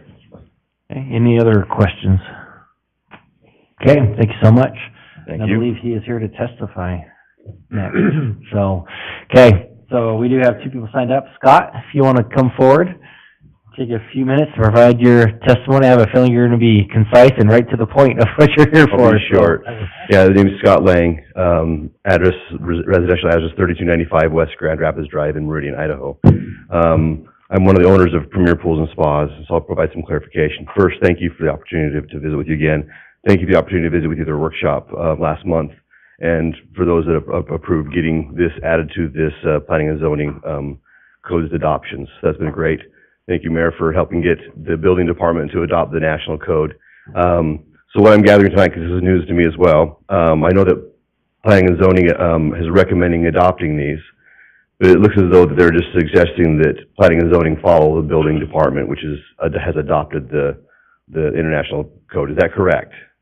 Yes, that is correct. So how I'm reading it says basically that swimming pools in all zoning districts have a 10-foot setback from property lines, and then barriers shall be provided and regulated under the adopted building codes regulating swimming pools and spas. And building code did adopt the International Swimming Pool and Spa Code? Yes, correct. Okay, perfect. That's awesome. I'm in support of that. Just in clarification to the meeting we had last week, council member, Premier's, we're a franchise. We're part of a national company. There's over 200 offices throughout the country in all the major metropolitan areas that you would think of where pools would be built and many other places. I've reached out to almost every single one of those offices. And just to clarify, yes, to our knowledge, City of Caldwell was the only municipality that we've ever dealt with that has not adopted these codes. I've been working on this for about a year and a half and super happy to be able to be here tonight to hopefully have this approved and on down the road. But I appreciate your guys' time doing that. We're excited to have that implemented so that it's consistent with everything else we deal with. And follows just national codes that are developed by, again, ISPSC. So that's really all I have, but I appreciate the time to do that. So. Yeah, for sure. So just for the record, I was a swimming pool technician in college down in Arizona in Phoenix. Yeah. So I've seen my fair share of swimming pools in the day. Yeah, so. I remember you telling me about that the first we met, a little over a year ago. But yeah, anyway, I appreciate the adoption of this by both the building department and P&Z, so there's not a conflict between the two. So we can be consistent with those and move on down the road. For me, personally, we have an existing project that you and I originally met on. The goal is that as soon as this is adopted tonight, that permit would be able to be finalized based upon these new codes. Is that correct as well? Yes. Okay, phenomenal. Thank you guys very much. Okay. Yeah, appreciate it. Thank you, Scott. Okay, we do have one other person signed up to testify, Sabrina Minshall, the Planning and Zoning Director for Canyon County. Thank you, sir. 111 North 11th Street. Just here representing the county. We testified at Planning and Zoning as well. Really just wanted to express our appreciation to your planning staff for working through how we would reconcile the comprehensive plan and the zoning ordinances as the county continues to be part of the city and doing proposed projects that you'll be seeing shortly with our law enforcement administration offices that are getting built, as well as some other exciting zoning district conversations we're going to be talking with you all about. So it's a great first step, and it's just been a good coordination to make sure that we don't hold up other projects that we need to move forward on. So besides that, our facilities director, Rick Britton, is also here. He said for moral support, but I think maybe we should bring him up, make him testify. Oh, no, okay. I can only go home, but all right. Anyway, but we just wanted to say thank you for just all the coordination to this point to find some solutions. Zoning code is not always easy, as we find as well. So thought we'd see all the experts work, but we realized that both of our codes have work to do. So that's why we're really here, just watching the experts work. Yeah, no, it's been great. I know we've had some sit-down meetings and figure out how can we get this done the most efficient and best way possible, and that's what we're doing right now. So yeah. So besides that, just thank you, and if you have questions, Rick's here. Yeah, excellent. Thank you so much. Just for clarification, if you would like, we can have lots more discussion just to keep it going. I don't know, Councilor Doty might veto you on that one. So, okay, excellent. Thank you so much. Just mentioned that's the only one signed up to testify on this item. So, time for a motion to close public testimony. So, a motion from Councilor Stoddard and a second from Councilor Allgood. All those in favor say aye. Aye. Very good. That motion passes. It's legislative, so I don't know if I had to do that or not, but either way, we'll just do it. Okay, so before the council is this zoning ordinance amendment request for your discussion or for any motions. Mr. Mayor? Yes, Councilor Stoddard. I move that we approve and consider bills number 61, ordinance number 3555, bill number 62, ordinance 35... So I think we're one above that, the ZOA. Oh. I'm not sure. Number 6. It's number 4 on the paper, though. Number 4 in your heart, number 6 on the... Yeah, that's all we need. Yeah. Oh, okay. All right, Mr. Mayor, based upon testimony, evidence, and record in this matter, and upon the findings of fact and conclusions of law, I move that ZOA 23-2 be approved, subject to the conditions as presented and modified. Do we have a second? I'll second it. Motion from Counselor We got one Stoddard, right. and a second from Counselor Doty for passage of an approval of case number 0A23-2. Any discussion on that motion? With that, Madam Clerk, would you call the roll? Dottie? Yes. Register? Yes. McGee? Yes. Albay? Yes. Doty? Yes. We're good, so that motion passes. Okay, so that moves us into action item number 7, Oh, you got it. and we've got a bunch of bills and ordinances. Is this just housekeeping? Go ahead and just give us a really quick synopsis. Yeah, Mayor and Council, this is just the ordinances that go with the zoning ordinance text amendments you just did. That's a lot of them. I'm ready, Mr. Mayor. Okay, do it. Let's see what I have here on my cheat sheet. I move to approve the passage of Bill number 61, ordinance 3555, Bill number 62, ordinance 3556, Bill number 63, ordinance number 3557, Bill number 64, ordinance 3558, Bill number 65, ordinance 3559, and Bill number 66, ordinance number 3560, and approve the accompanying summaries for publication. Yes, we have a motion for passage of the bills and ordinances as stated. Do we have a second? Second. So a motion from Counselor Doty and a second from Counselor Stoddard for passage of the bills and ordinances as stated in the motion with the summaries for publication. Madam Clerk, will you please call the roll? Doty? Yes. Dottie? Yes. Register? McGee? Yes. Albay? Yes. Yeah, so that motion passes.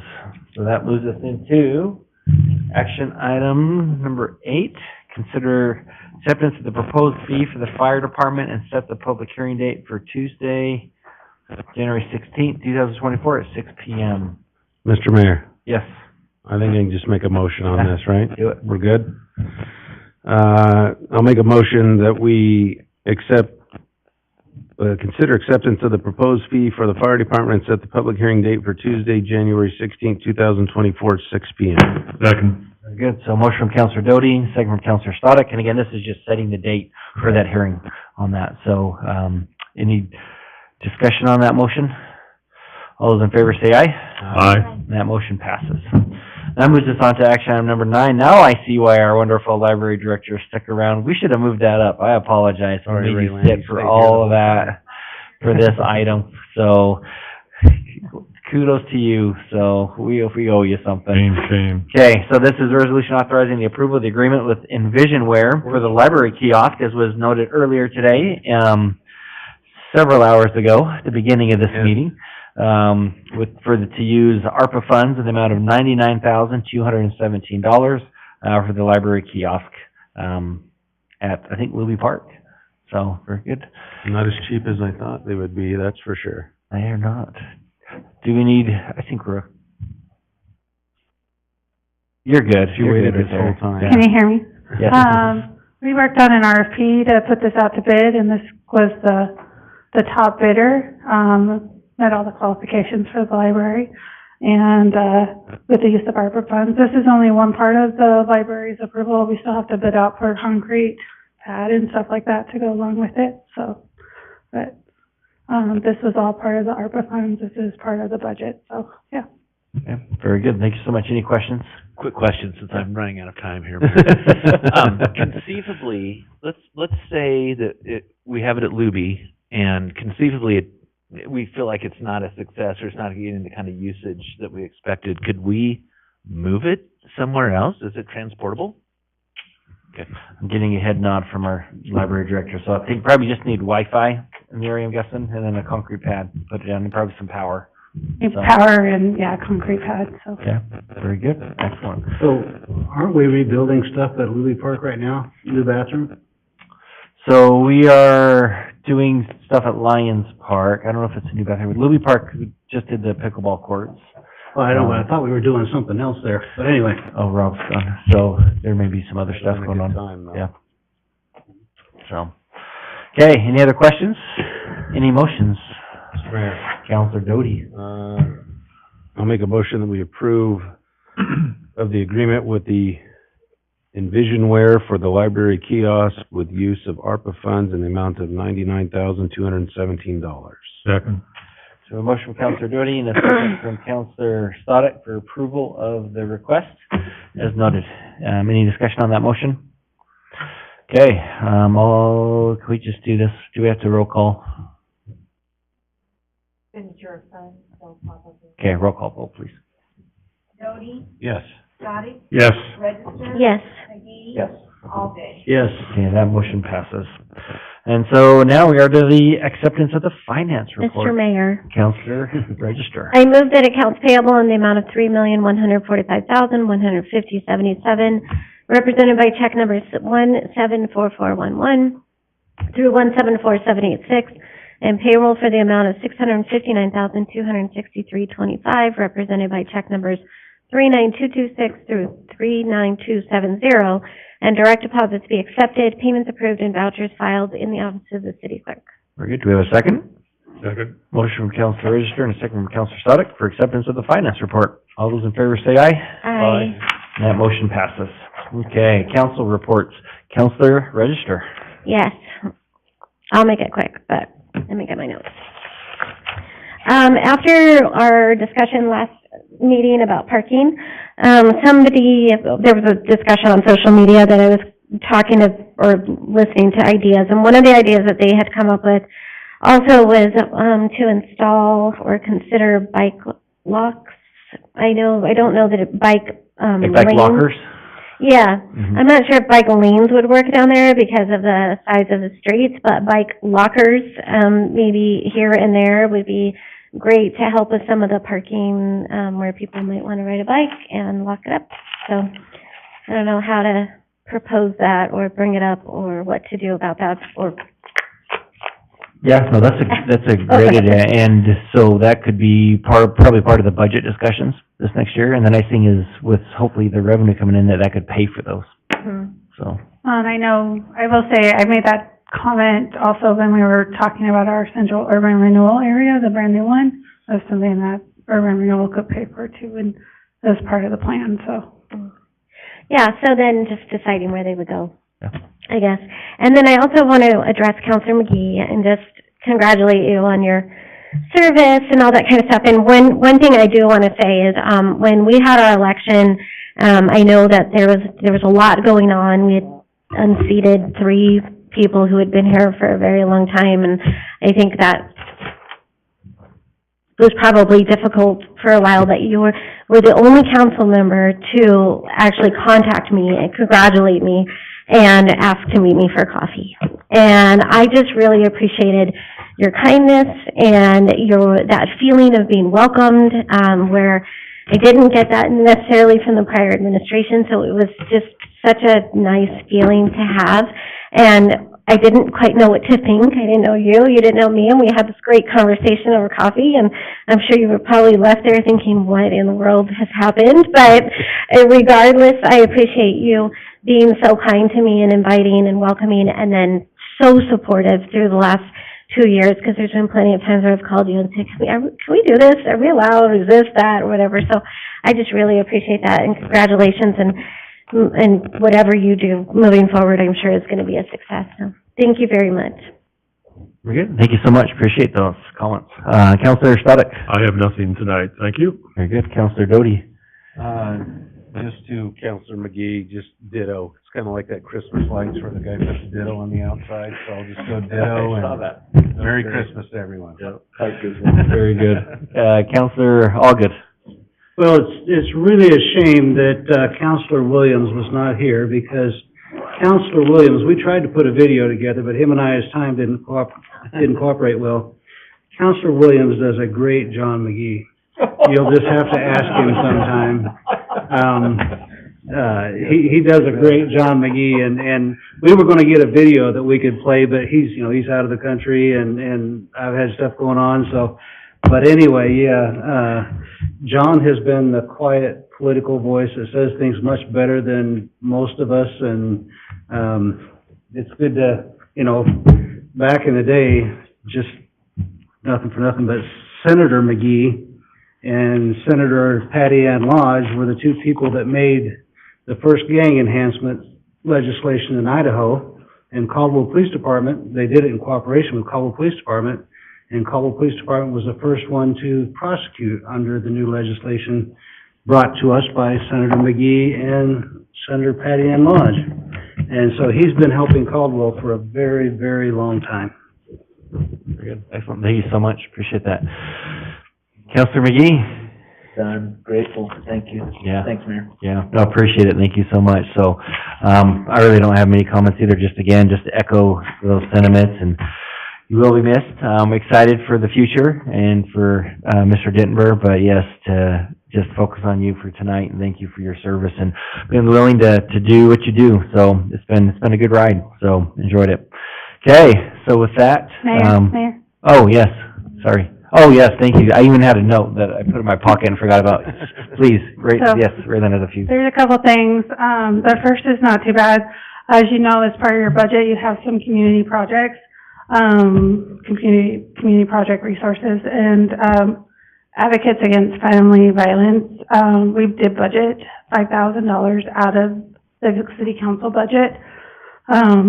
And they have requested those funds, and so I'm wondering if that is something that you guys are willing to approve for me to sign off on, or the mayor sign off on, out of your budget, because they have requested those funds. Yeah, so that was, if you remember, that we kind of divvied that up, so some comes from council, and that was one of them that was on there, so we just want to make sure you're aware of it before we send it over. So there was a few, and that was one for $5,000 from council and $5,000 from the mayors to give them a $10,000 donation, which is what we do every year. So if you're good with that, then we'll get that process. The other one is not necessarily good news. As you know, we're in charge of, Rochelle and I are in the process of a city audit, and the auditors met with us last Friday. They're still in the process of it, and they haven't issued their final report. However, they did come across something with our fees, and within this last year, some of our fees they found were not updated from 22 to 23, and even from 21. Even though the resolutions were updated, in the systems they weren't updated, and so there is they call it a revenue loss, and it's more than $1 million, and so there is a potential of an audit finding. The biggest one is in impact fees. So, I just wanted to make you guys aware of this before the audit did come out with that, so. I do have a question. Yeah. I have a question too when you're done. It might be the same. Do you want to go first, or do you want to? Sure. Just so I'm clear on the impact fee, when they approved, whichever council it was, us or before, it approved the resolution, but then it was not updated and charged to developers? That is correct. So there has been impact fees charged, it's But just not right the amount. increase, yes. And have we corrected that? We have now corrected it in the system for the 24 rate that we just passed in October. So up until that, we were not charging the right amount? December Okay. 11th, I think, yes. We have not been charging, yes. Thank you. Counselor Doty? I'm just curious why, we've had the same audit company now for quite a few years, right? Is that correct? Why didn't we catch it in 21 and 22, and now in 23 they're coming and saying it's that way? So it's because of the discrepancies of how much revenue and the difference of it. And so with the audit, they kind of do these testing, so it just depends on the testing. And so in 21, there's minimal revenue loss. So with audit, it's really that materiality. So in the general fund, the materiality is very low because we get millions of dollars in general fund. And so that materiality is very minimal. And so based off their testing, based off their conversations, that's where that materiality comes in. Because their errors are going to get made because we don't have, as staff, we don't have all of the resources to be 100% accurate at all times. So errors are going to be made, but it is that material to say, are there material errors in these? So what is that materiality? In general fund, it's going to be, I have to ask the auditors what that is, but I would say between 50 to 100,000. So we're making sure that in the financial statements, that materiality is there, so. I don't want to drag this on, Mr. Mayor. It's just unfortunate. It's got to get to $1 million before it triggers any type of flag with the audit company. But I will say that as the finance director, when I was notified of this, I did start to put policies and practice in place so this does not happen again, so that we don't have this error, so. Yeah, and I think part of that too is because the audit is once a year, so it's not every month. So I think that million, because it added up, that's why it got to be so high. It was that minimal amount, but then over the course of the year, from when they did their last audit to this audit, that's when the majority of those impact fees should have been collected, but didn't get collected. I mean, they did, but not to the amount they should have. So it just was an oversight, unfortunately, where those weren't inputted, and it's been corrected. Did you have another question? Yeah, I actually have a question about this and then one sort of related. Is there any way for us to find out how much impact fees we undercharged for however long it's been? Yeah, it was just over $1 million. Yeah, so based off the initial one, the auditors will put in the report the finalized, but just based off of the initial one between, Parks and Fire, it's over 1.2 million. We should have collected it, we didn't. That is correct. And then my other question, I meant to ask this during comments, is there a way to get an update from planning and zoning on how many doors we're at now? Like where we had, not too long ago, we had that, she came and told us how there was almost 10,000 doors or something coming. Can we get an update? Yeah, for sure. I can mention that to Robin tomorrow. Okay, very good. So yes, that's never fun to hear, but, like I said, just unfortunate oversight from previous, and so that has been corrected, on that. And it's not Ray Lynn's fault, some prior staff, that were here, so they just unfortunately didn't get it not the inputted. other way. So, yeah. We owe the million, so. Yeah. I mean, the That is true. developers got a break, right? Yeah, yep, they did, unfortunately, And another so. thing, just on Hyde Bailey, they just process the numbers we give them. They don't dig their own numbers. They just go with what we provide them. They're not here to actually look at our numbers, so. That's until we provide them a number, this discrepancy, like you just said. And I will say that because of everything, I don't know if I would have found it as quickly if Bailey had not done their audit. I would have found it eventually, just probably not this quick, so. When it got to about $3 million, so. Okay, very good. So I think that concludes us for tonight. Again, thank you, Councilor McGee. Appreciate your service. So with that, I'll stand for a motion to adjourn. So moved. Second, all in favor?